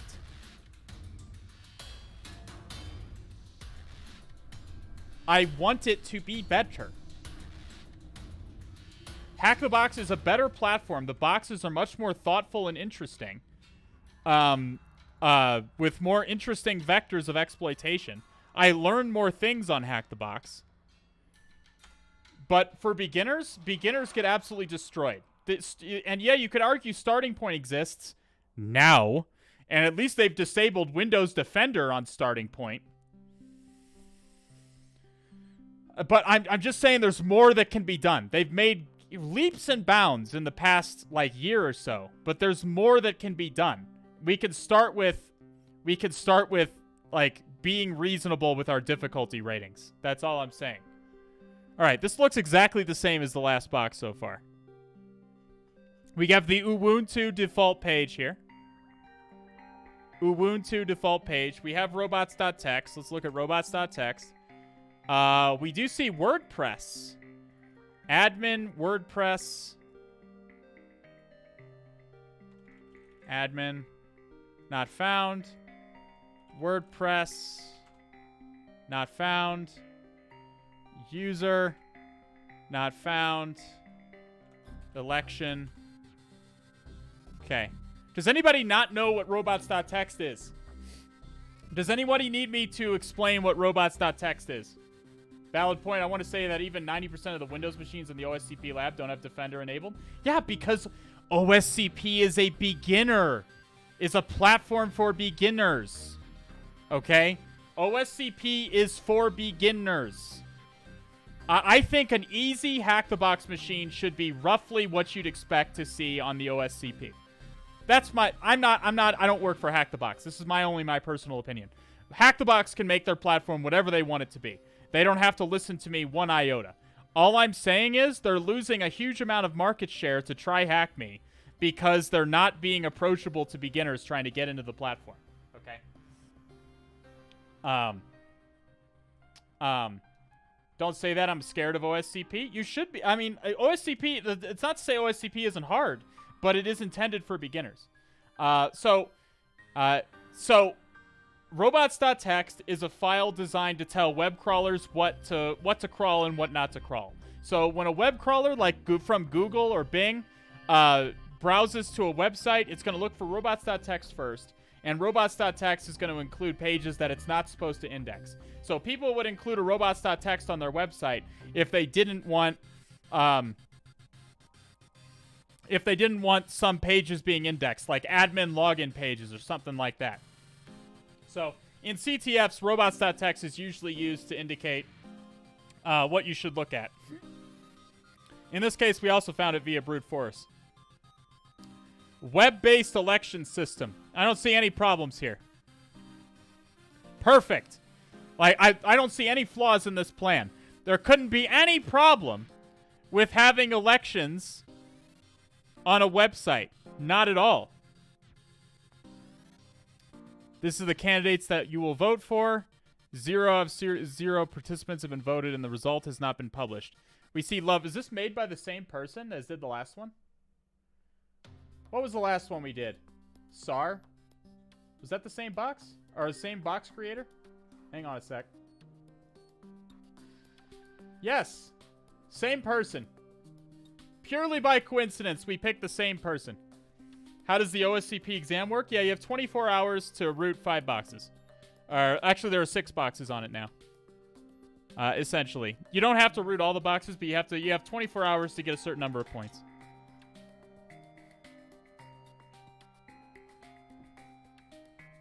Type your voter's code. 1.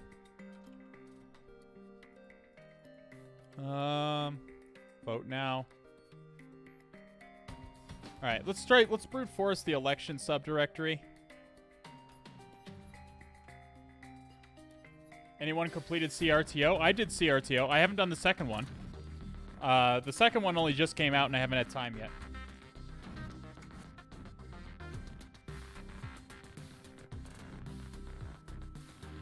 Doable is, I thought OSCP was multiple choice. No, it is not. Mad as hell, my cabbages, Lord Remiel, ANG, VG. Lord Remiel, is that a reference to Tales of Symphonia? Because if so, big dick energy right there. Mass X, thank you for the follows. Okay. All right, we do see some directories here.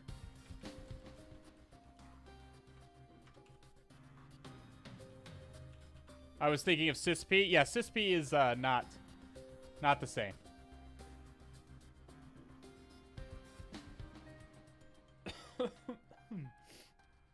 Ooh.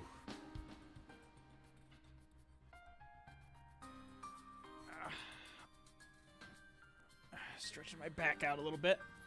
Okay. We do see this admin page. I'm going to check that out first. A lot of those pages look interesting, but I'm going to check out the admin page first.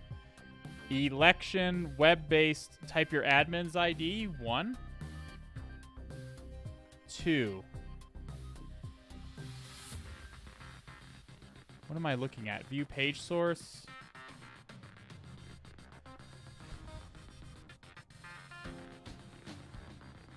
It's really just nothing here.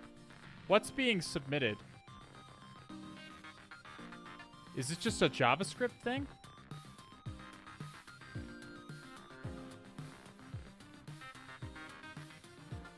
Let's inspect. Open up them browser tools. We have a form. Is it actually submitting anything?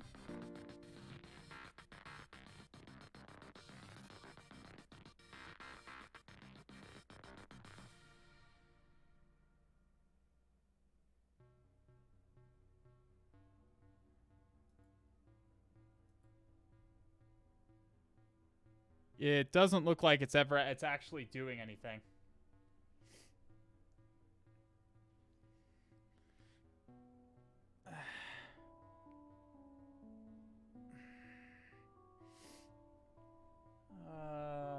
How would you rate the OSCP exam machines?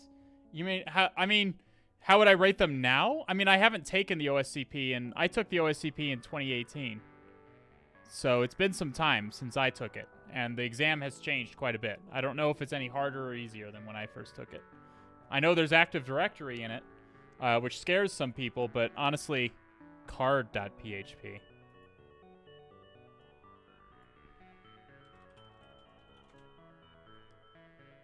What the fuck is this? This is some binary.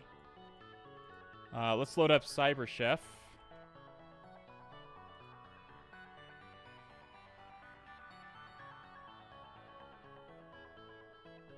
Would it be like hard, insane level machines? Not on Hack the Box. Hack the Box hard and insane level machines are harder than anything you're going to see on OSCP. OSCP is intended for beginners. Hard and insane boxes are intended for seasoned penetration testers in Hack the Box. Data format from binary. It's binary that itself is binary, it looks like. So we can from binary again.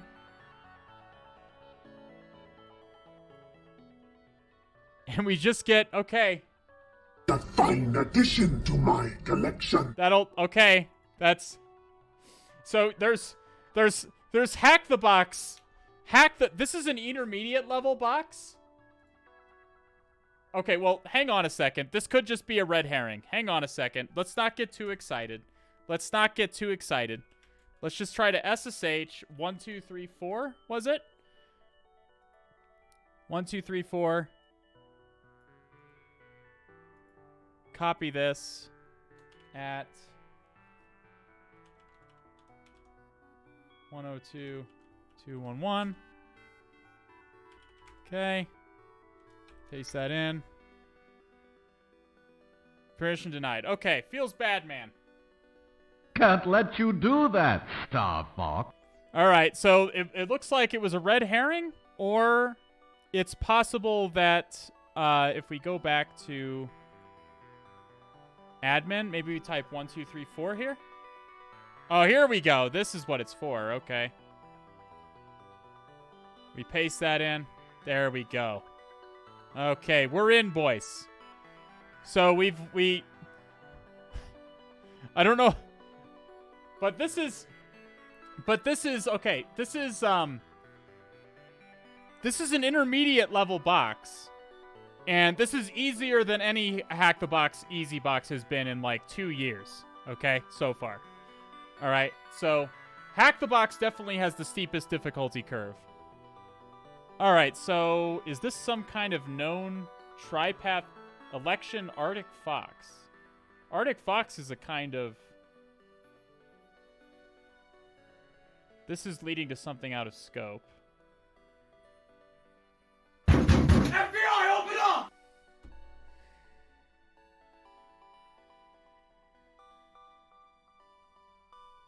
I hate that redemption. I hate it. I'm not going to remove it because everyone clearly likes it, but I hate it so much. It's torture.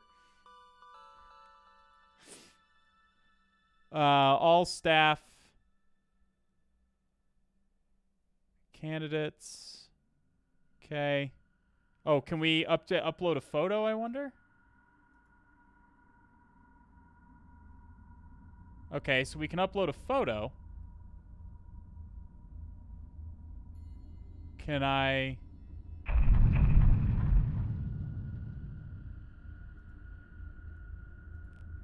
name, we'll call myself Al. Grade, position, big dick, energy, Facebook ID, no. This looks like a known CMS. Bio, large PP, ad. Okay. Okay, let's try uploading that Cthulhu.txt. See if we can upload a something there.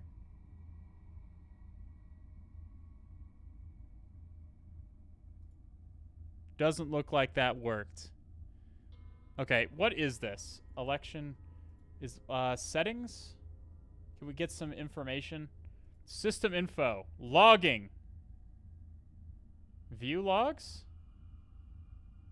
Okay, we can download logs. We don't want that. Okay, the version, Election, Arctic Fox. We see PHP versions. We see MariaDB. Let's do Election, Arctic Fox. Let's just Google it.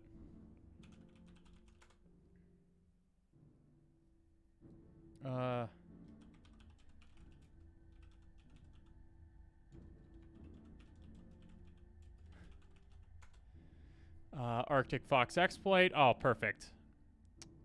You love to see it.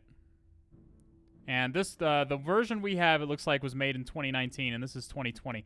Jerry Blanks! Our very own Jerry Blanks! Oh my goodness, Jerry is a friend. My friend Jerry. My friend Jerry.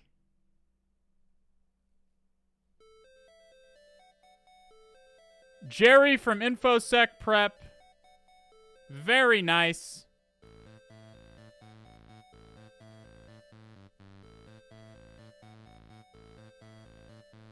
Okay, where do I... Wait a minute. Oh, right here. Election. Admin. Ajax. Okay.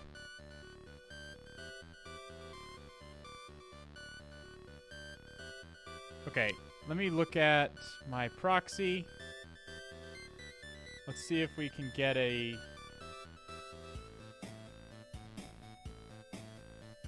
Right here. It was a post request to candidate.php, was it? Yeah. He's telling us to use SQL map. I'm gonna kind of give him shit about this, he has an exploit on ExploitDB, and it's just, hey, run SQL map. I wasn't aware that you could just have an exploit on ExploitDB that was just, hey, execute SQL map. I'm gonna give him shit about that. Yeah, I know, exactly. I need to get in on that action. Okay, it looks like... Alright, this is... Okay. Here it is.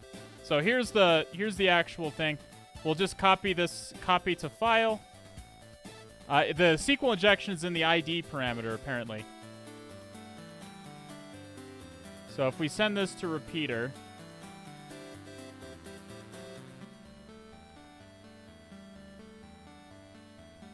we get a 404 not found. But it's probably a blind SQL injection. Let's look back at Jerry's SQL map output. Generic union query. Huh. But it does have blind, but it does have just generic union query here. Maybe if it, if the application gets a, an error, So the SQL injection is in this ID parameter here. This ID parameter is querying the database, and we are able to inject arbitrary database query onto the end of it. We can tack on arbitrary database query onto the end and extract information from the database. So let's go ahead and do that, because apparently that's what Jerry wants us to do.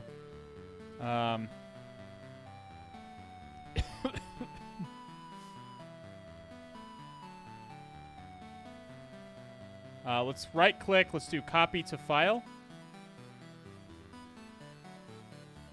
This is Newbie Tuesday, so I'm going to show you the easy way of doing this, especially because, again, Jerry wants us to do it this way. ID.request.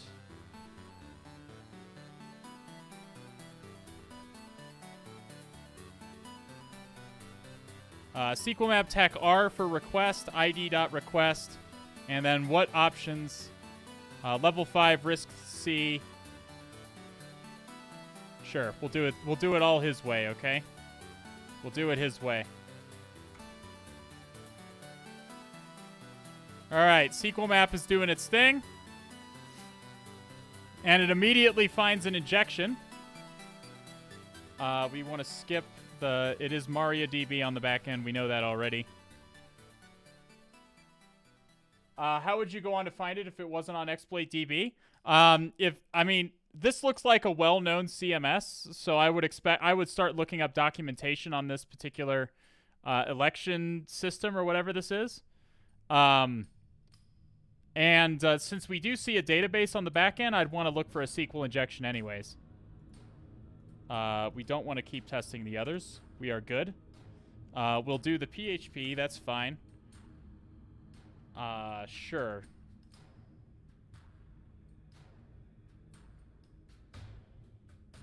Let's do common locations. All right, so we're trying to get... SQL map is trying to get us code execution now. SQL map has found an injection. Okay, ID. Yes, I would like to retrieve the output. Oh, and it just works. Jerry's SQL map command got us there, okay? What does the fox say? Oh, God, dude. I don't even remember. Does anyone remember how that song went? Like, that song was huge for, like, a year, and then it just disappeared off the face of the map. So, does anybody not understand what happened here? Like, do I need to go through SQL injection very quickly with anybody? We've done tons of manual SQL injections. I did one on... like, at the risk of spoilers, health is a manual SQL injection, which is one reason that I was like, yeah, this is a little bit ridiculous for beginners. It's a manual SQL injection through an SSRF. I thought that was a little bit fucking crazy for beginners. That, like, hey, we see that you want to run a command. Do you also want the output? Yeah, but they're expecting you to, like, run it to get a reverse shell or whatever. Yeah, and you can make SQL map verbose to see the payloads they're using. Jifferan with the 69. Nice. Tegel Biddies. Kozlik Wow. Letty Leet. Archon. Thanks, Jerry. And Ring, Mimi ding, Jow. ding, Thank you ding, for the ding, follow. ding. Yeah, thank you, Jerry. I'm going to give him shit for having an exploit on ExploitDB that's literally just SQL map output.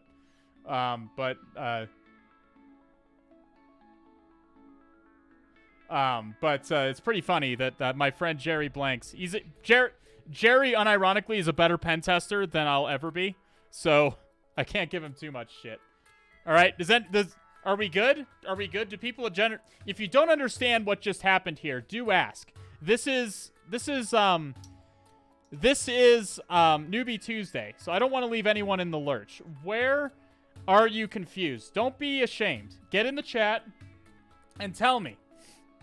Kozlik, wow, it's good to see you. Is anyone confused on what just happened?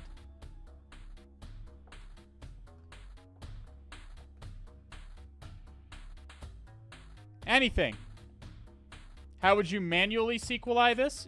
You would first... So let's go back. It's easiest to do in something like this. And you would do like... probably it's not the single quote. It would be... Since this is probably an integer, it would be union select 1, and we'll see if we get,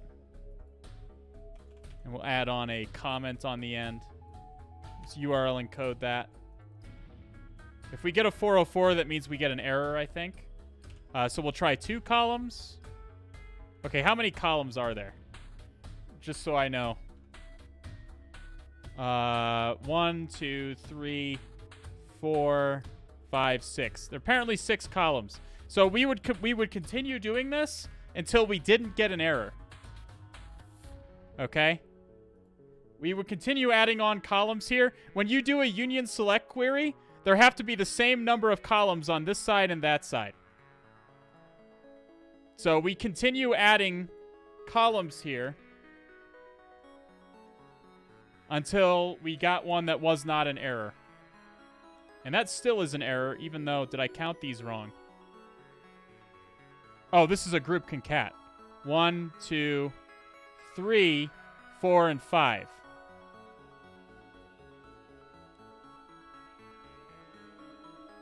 Union all select. Is the all select really? Does that matter?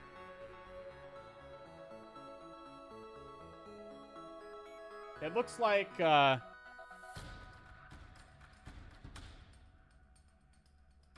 wonder if that I don't think the all select usually matters. You need a valid ID. This is a valid ID.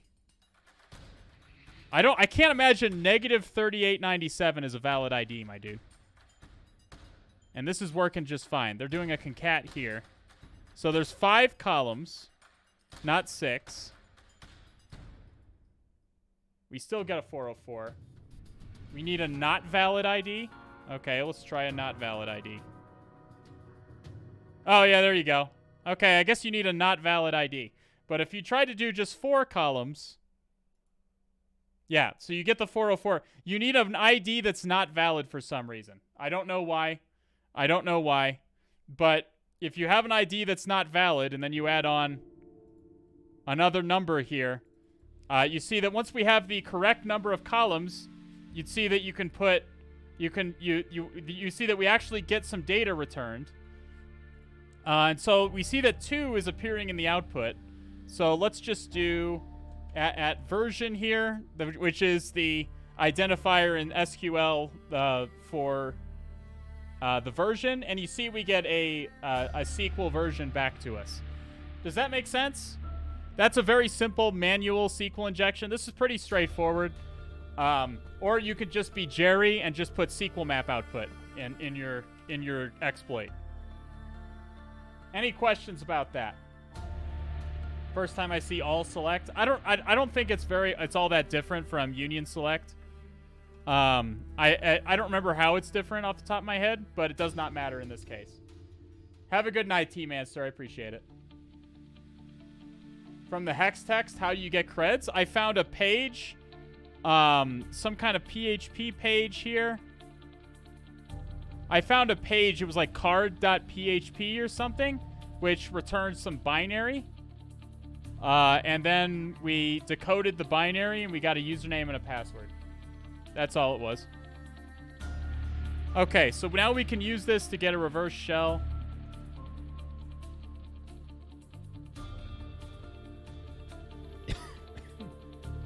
And my cough is actually... I'm actually starting to have a cough come in here. I don't know if that's a good thing. Okay, so we're going to execute a reverse shell.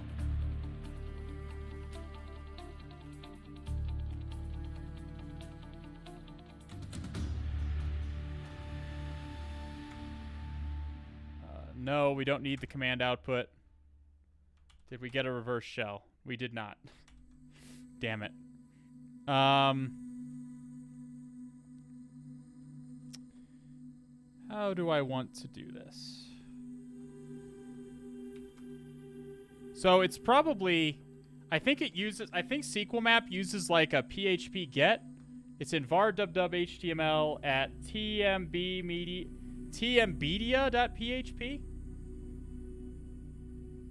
We can just access it directly, and that'll be a little bit easier for us to work with. And I think it's CMD equals ID. Okay, yeah. So we can access it directly.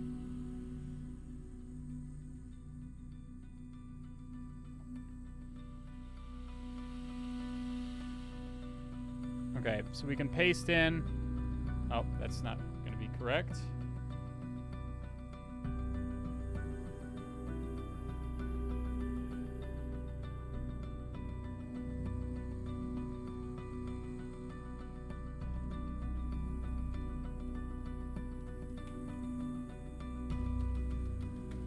Okay, we'll URL encode this.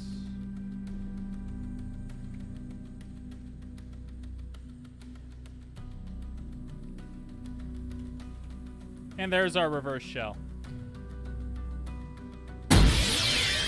Hackerman. I'm in. All right, we did it. Does anybody have any questions about that? Does anybody have any questions about that? What was the output from your failed bash? It's not going to return any output, probably. I don't know why it didn't work, and maybe it's a problem with the URL encoding in SQL map. I don't know. It might have been an encoding issue. Yeah, hard to say. I didn't write SQL map. I'm not sure how it's doing it.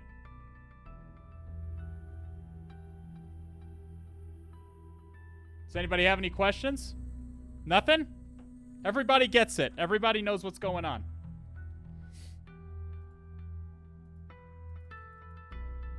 I didn't catch what you did to save the request in burp. It's just right-click and copy to file. Just make sure you don't highlight anything. If you highlight something, it's only going to copy the highlighted portion. Make sure everything is not highlighted. Right-click, copy to file.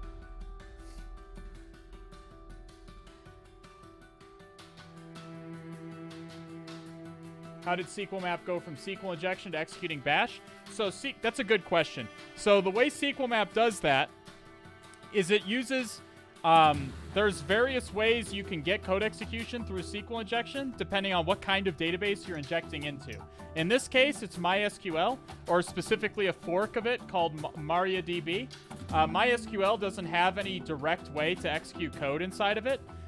If you were injecting into like MS SQL or Postgres SQL, they have built-in ways to execute operating system commands. But MySQL does not. So instead, what you do is you write to a file.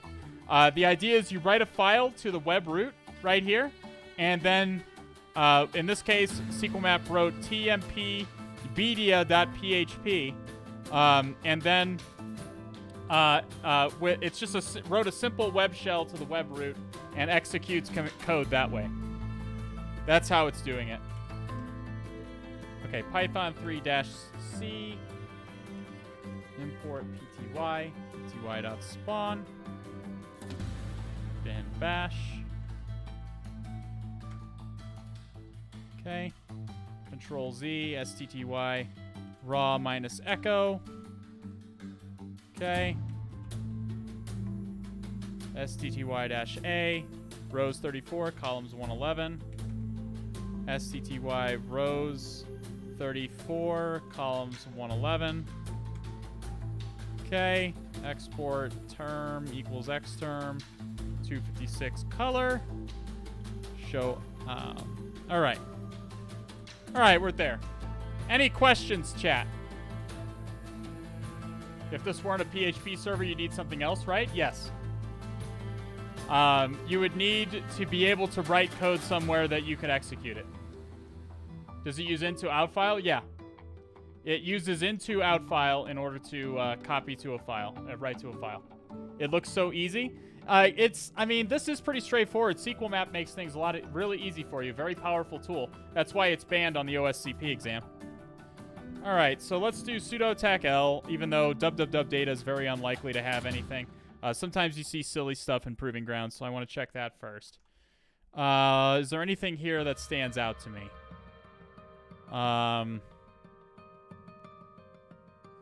Here, you can see that you can see our file that's been written here. For some reason, this is owned by www data, and this is owned.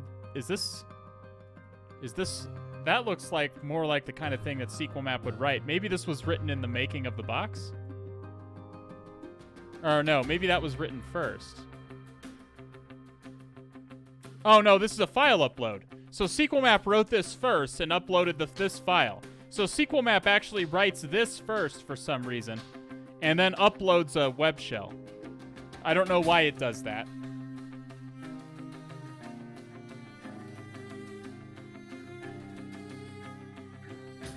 And here's some PHP to do the web shell. That must be artifacts. Yeah, these are both artifacts of SQLmap. My guess is so that this will be actually owned by www data and executed. I guess that's why. So that it's owned by www data and executable. Because otherwise, maybe this is not executable. That's probably what it is. Something like that. We see robots.txt. Let's look at election really quick. Let's see if we can find any database credentials. As always, we want to be a hawk for finding credentials.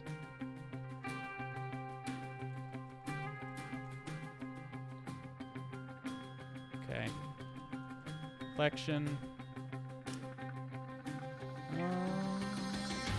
Oh, here was where we found those credentials. Card.php.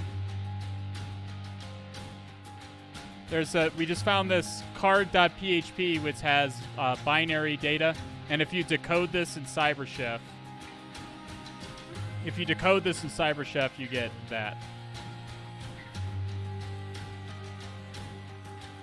I'm looking for database stuff.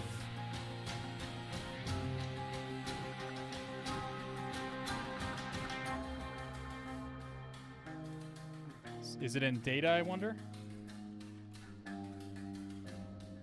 Nope. Lib, maybe?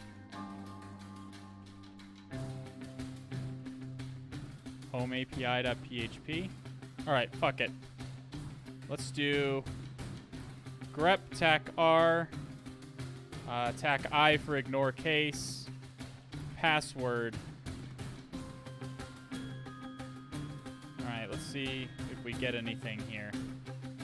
I'm looking for database credentials.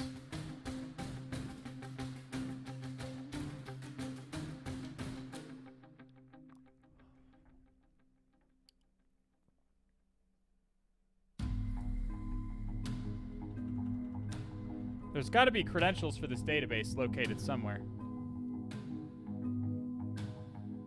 Con.php, right there. Include con.php. That's where I'll find it, probably. Election, admin.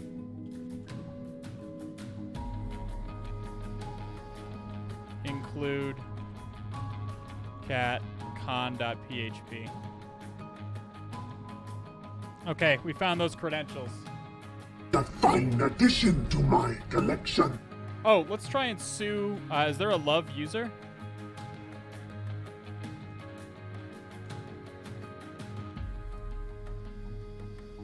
There is a love user. Let's try and sue love with... we can just try password first. Nope. We can try sue love with the password from CyberChef. It's worth giving that a try. Nope. Okay, that was worth a try. Password reuse is very common. All right, let's MySQL, tac u, new user, tac p. The password is password. Show databases. These three are metadata databases, which aren't usually very useful to us. Use election. Show tables. TB conta.dot, I guess. Okay, does anyone speak this language, whatever language this is? Indonesian, I think.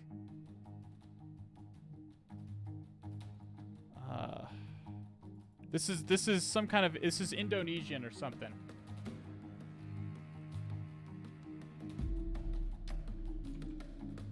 Select star from...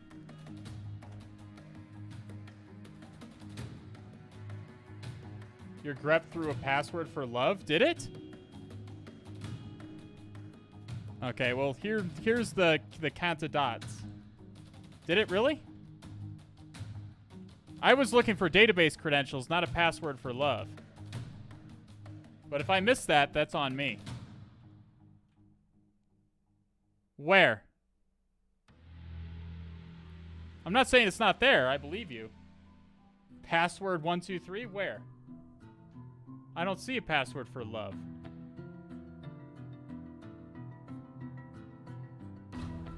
In fairness, that was kind of a really quick...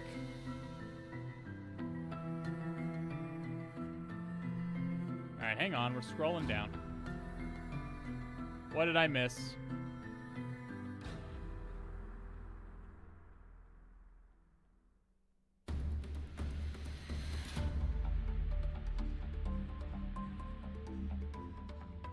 Oh, here is the grep tac-r.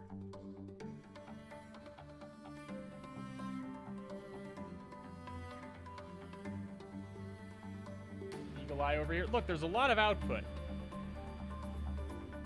Screenshot in Discord DMs. Okay, people are now sending me Discord DMs. Okay. Oh, it does say that, doesn't it? Huh. It's in the logs. Interesting. So, wait. Wait a minute. So, if we just did this... Oh, say it isn't so. Come on. Say it isn't so. Tell me I should have looked at these... if this log has a password in it, I'm going to be so upset. I will be unironically the most upset. I hate it. I hate my life, chat!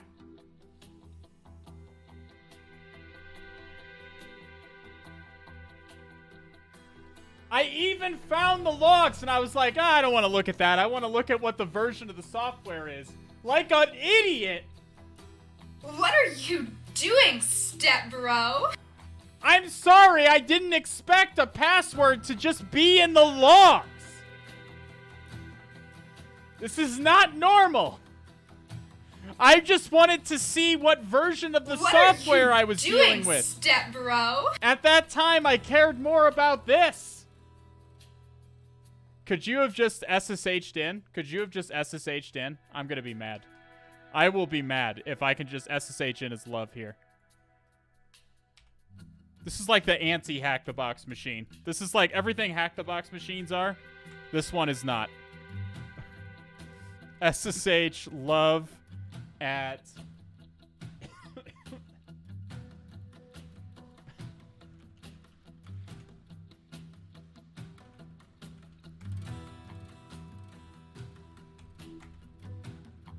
Oh my fucking god.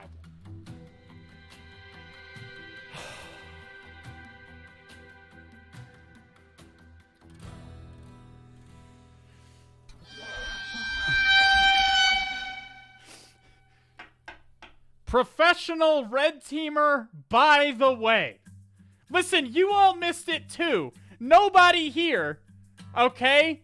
Nobody in chat was like, no, Al, go back, check the logs. Don't stop, don't fucking lull me in chat. Don't fucking lull me in chat, okay? Listen, none of you expected the logs to have passwords in them as well. None of you expected the logs to have passwords. Relax, why are you yelling? Because it's funny, dude. This is what Twitch is like. It's because it's funny. It's not a big deal, okay? We're learning. We're learning. We should never pass it up if we can look at the logs. At that moment, I was like, I don't really care about the logs. I want to see what version the software is. I wanted to see what version the software is so that I could then search exploit it. And then we got code execution just fine through Jerry's exploit. Okay? Mr. Robot, I'm 99.9% sure that the road I took on health was the intended route. Like, I'm 99.9% sure that it was the intended route. So I don't think I missed any. If there was an easier one, I don't think I missed it. I know if we're ever, I reckon you did it. Yeah, you caught me. Yep. Definitely. I'm teaching you a lesson. Okay, but in fairness, it was better to do it this way, right? It was more fun to do it with sequel map, right? See, Fantasy Sue Hall, this is subpar trolling. 0 out of 10 troll. Okay? Everyone look and laugh at Fantasy Sue Hall's troll attempt. Everyone look and laugh. Okay?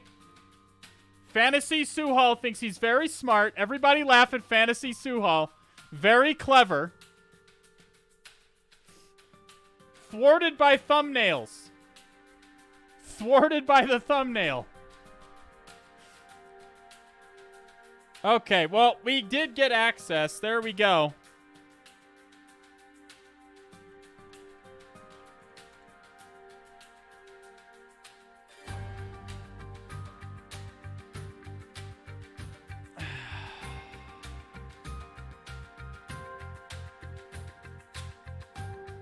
All right.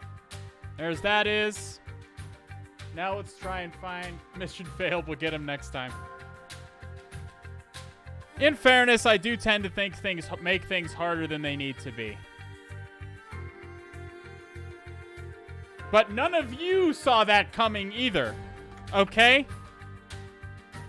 None of you saw it coming. The only reason we even found that is because Zero Kieran sent me a screenshot in my Discord DMs. That was the system log. It was. It's in the system log of var dub.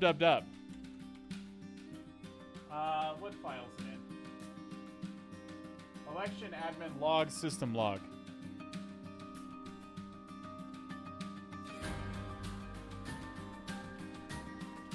So my greptac-r found the system log. There you go.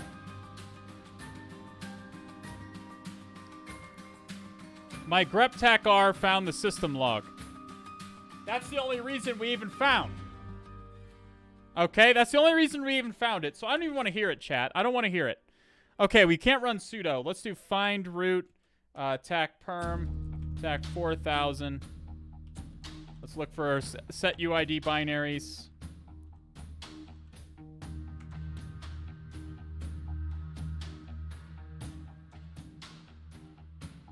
See what we get here. Yeah, I know exactly. I get to tease Jerry this time. What the fuck is that? Okay, that looks a little bit out of the ordinary. Hang on, I did see something that looked a little bit out of the ordinary. Home love? Does the fucking directory have the set UID bit set?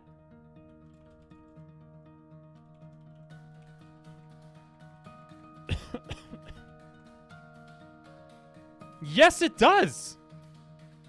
What does it mean when a directory has the set UID bit set?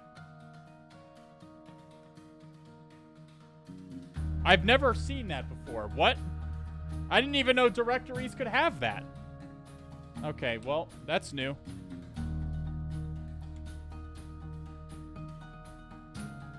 EC Privask? I don't know. Everything under it has the SUID bit? I don't think that's true. No, that's definitely not true because the rest of the files in... Okay, let's look it up. Let's find out because now we have to investigate.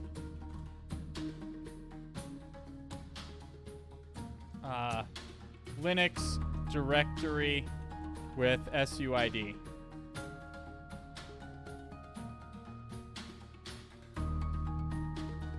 In Linux, there are SUID. I'm absolutely clear about the sticky, but what happens if I apply the SUID bit on a directory?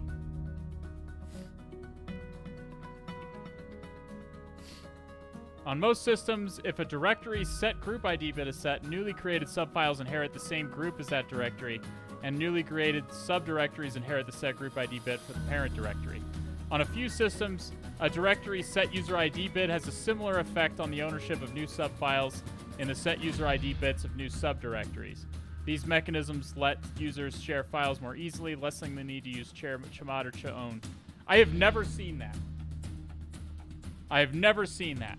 Like, so can I make a new file and have it have the set UID bit in here?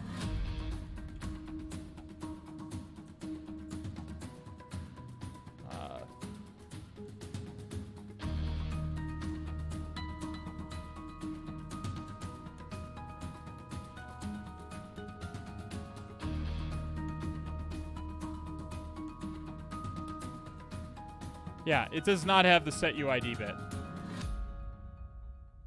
Yeah, if it did, all of these subfiles would have the set UID bit. No, there's that serve you thing that seems interesting.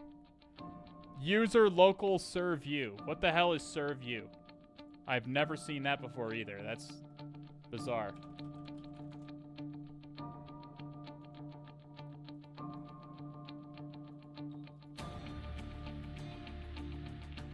FTP server and client software. This got to be in GTFO bins, right?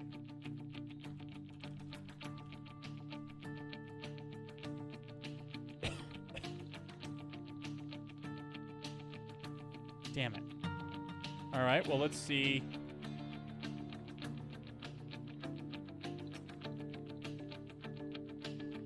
PPPD, that's normal, isn't it?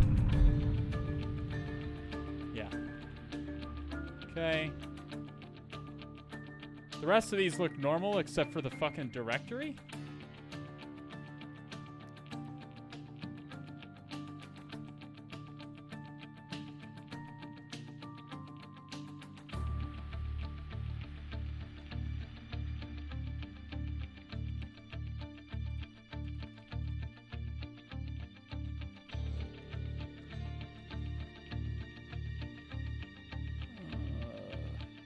Serve you.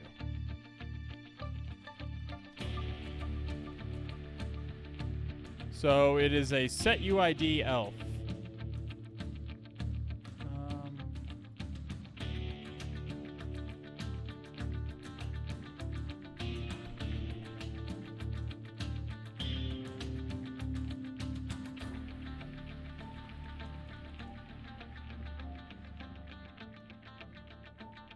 Okay.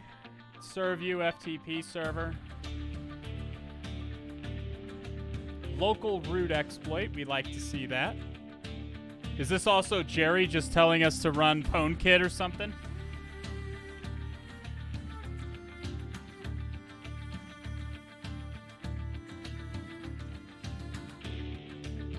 Okay, this is just a bash script.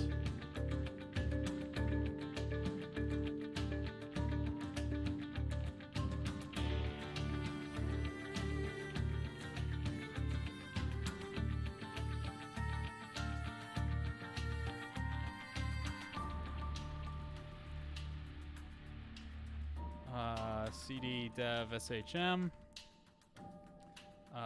mount grep shm. Okay, we're fine. Nano exploit.sh. Paste that in.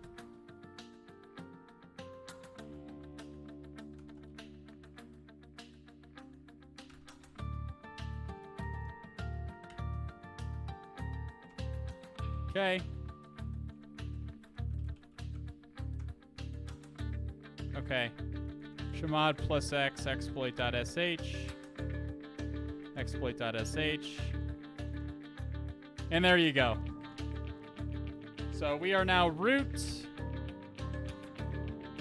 Well, we have effective user ID of root. That's what this pound symbol is.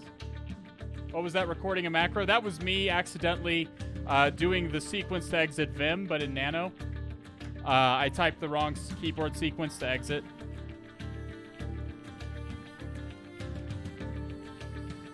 So there is an exploit in this serve you software that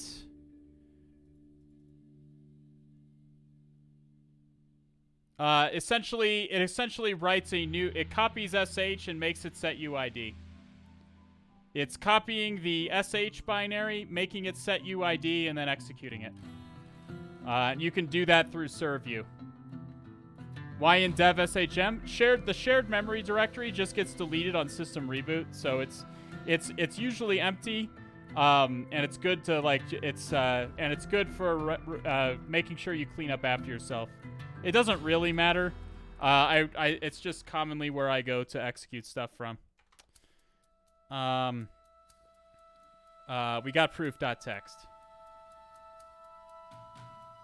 So that was like the anti-hack the box machine. But in fairness, hack the box machines are much more interesting than that. Harder, but more interesting. I wonder if you can exploit that setuid. I don't even know what that is. It looks like it didn't work. It seems to me a ridiculous oversight in Linux to have setuid directories be a thing.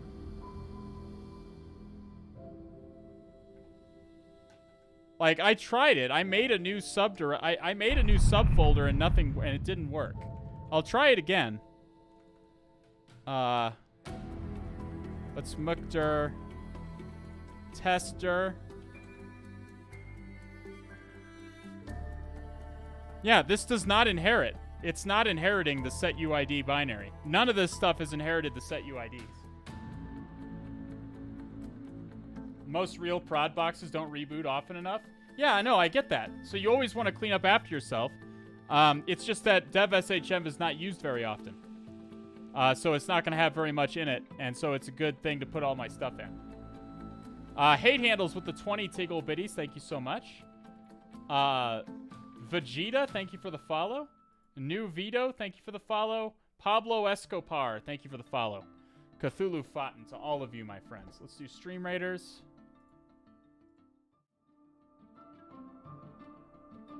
Frace Flusmensch, thank you for the follow.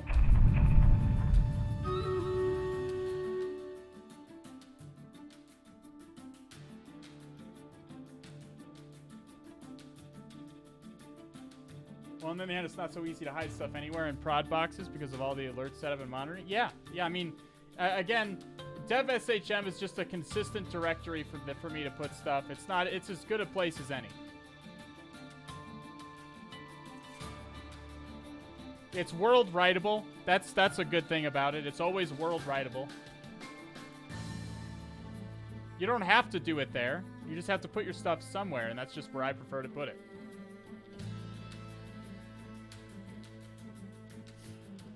Anybody have any questions about that machine?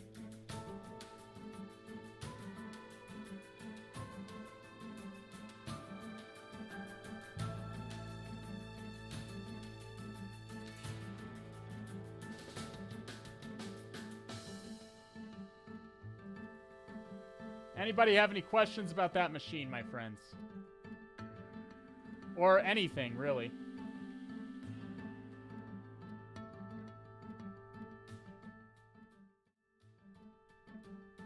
Okay.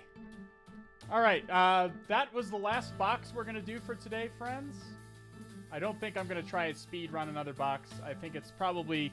The stream, it's a little bit shorter of a stream than we usually have, but I am sick today.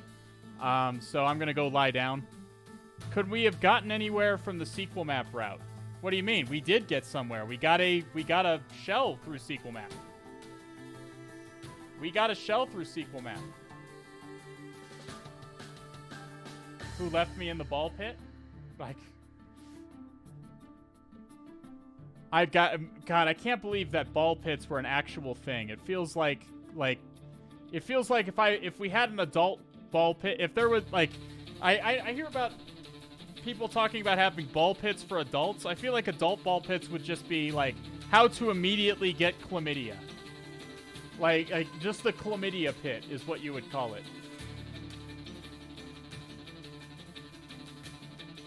Where's your cat? Good question. Sweet pea. Star.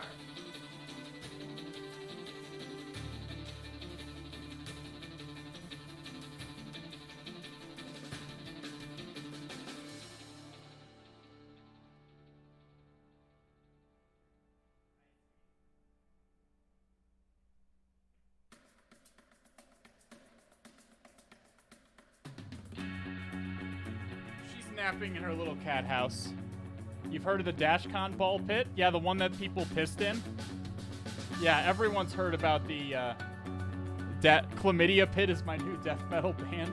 You can do much better than Chlamydia Pit. Can your cat reverse shell other cats? I wish. But she'll fuck up some other cats. She's fucked up other cats before, okay? She's been in fights. She's a fighter. She's scrappy. Okay? I hope you feel better. I'll be okay. I'm feeling better already. On Thursday, I imagine I'll be back to full strength. She do attack. She do attack. If Star is missing, does the cat command not work? It does in fact still work if she is not missing. She's not missing right now. She's in her cat. I just checked on her.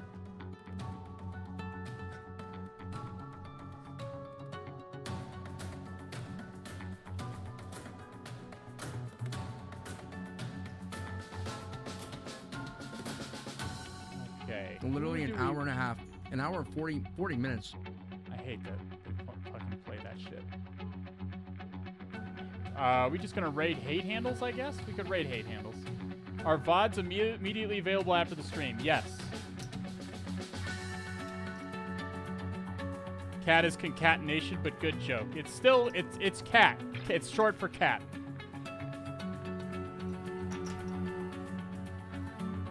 Any questions about the box or of anything, chat?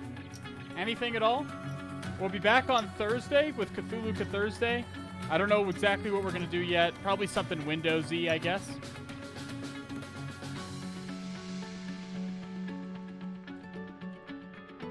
Any tips on not stressing out before important events?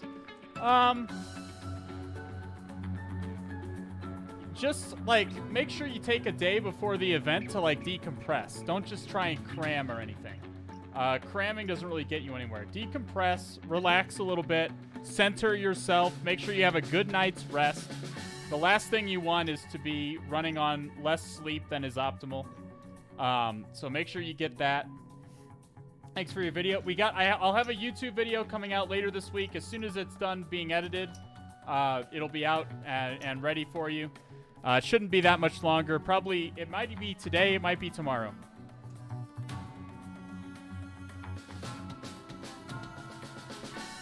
It is an introduction to the Windows API and process injection using NIM. Although it's less of a NIM video and more of just a Windows API video. Win32 is Win32. You can do the things that I'll show you how to do in the video in any language. In any language that can call the Windows API. What part of the red team journey should I check out if I want to go on the blue team? Honestly, all of it. All of it. The more you know about red team stuff, the better you're going to be as a blue teamer. The two are joined at the hip, my friend. It's the same thing for red teamers. The more you know about blue team stuff, the better off you're going to be. I'm working on a private CTF and I'm out of ideas. The target has a webhook and an internal Jenkins server. I don't really know how to exploit the webhook to get access to the box. Okay, all right, so. Okay, so first of all, Troxal, my friend. Okay, number one. Jenkins has a script execution. Jenkins has a script execution built in at /script. If you browse to the Jenkins main page and then /script, Jenkins has a Groovy script execution console. Groovy is just basically a script as Java, but a scripting language. So you can get code execution through that. And if you can't, if you're not sure how to send a request to that, then use Docker. Are you familiar with Docker, Troxal? Is it Trox01 or Troxol? Troxol? Trox01? Whatever it is. Spin up Jenkins in a Docker container. Spin up Jenkins in a Docker container and poke at Jenkins directly rather than through the SSRF. That's the biggest advice I can give you. Don't poke at Jenkins through the SSRF. Poke at it in a Docker container. Spin it up locally. Spin up Jenkins locally and poke at it. Find the script console and capture a request. That'll help you. That'll help you craft a request through the SSRF. Does that make sense? Does that make sense, Troxo1? Give me some feedback here, chat. Give me some feedback here.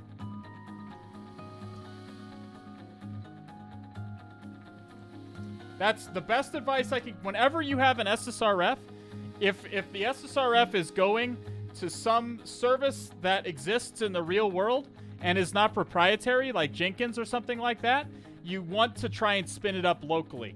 This was a big mistake that I didn't do on Saturday that I should have done on Health. Health also had an SSRF. And the biggest problem we had was was launching an exploit through an SSRF. It would have been a lot easier had I spun up the vulnerable software in a local Docker container and then used it to, in a local Docker container and use that to figure out how to get the exploit to work.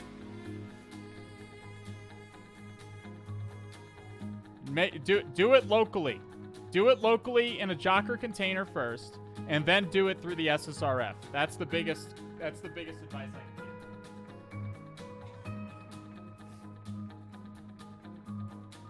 All right.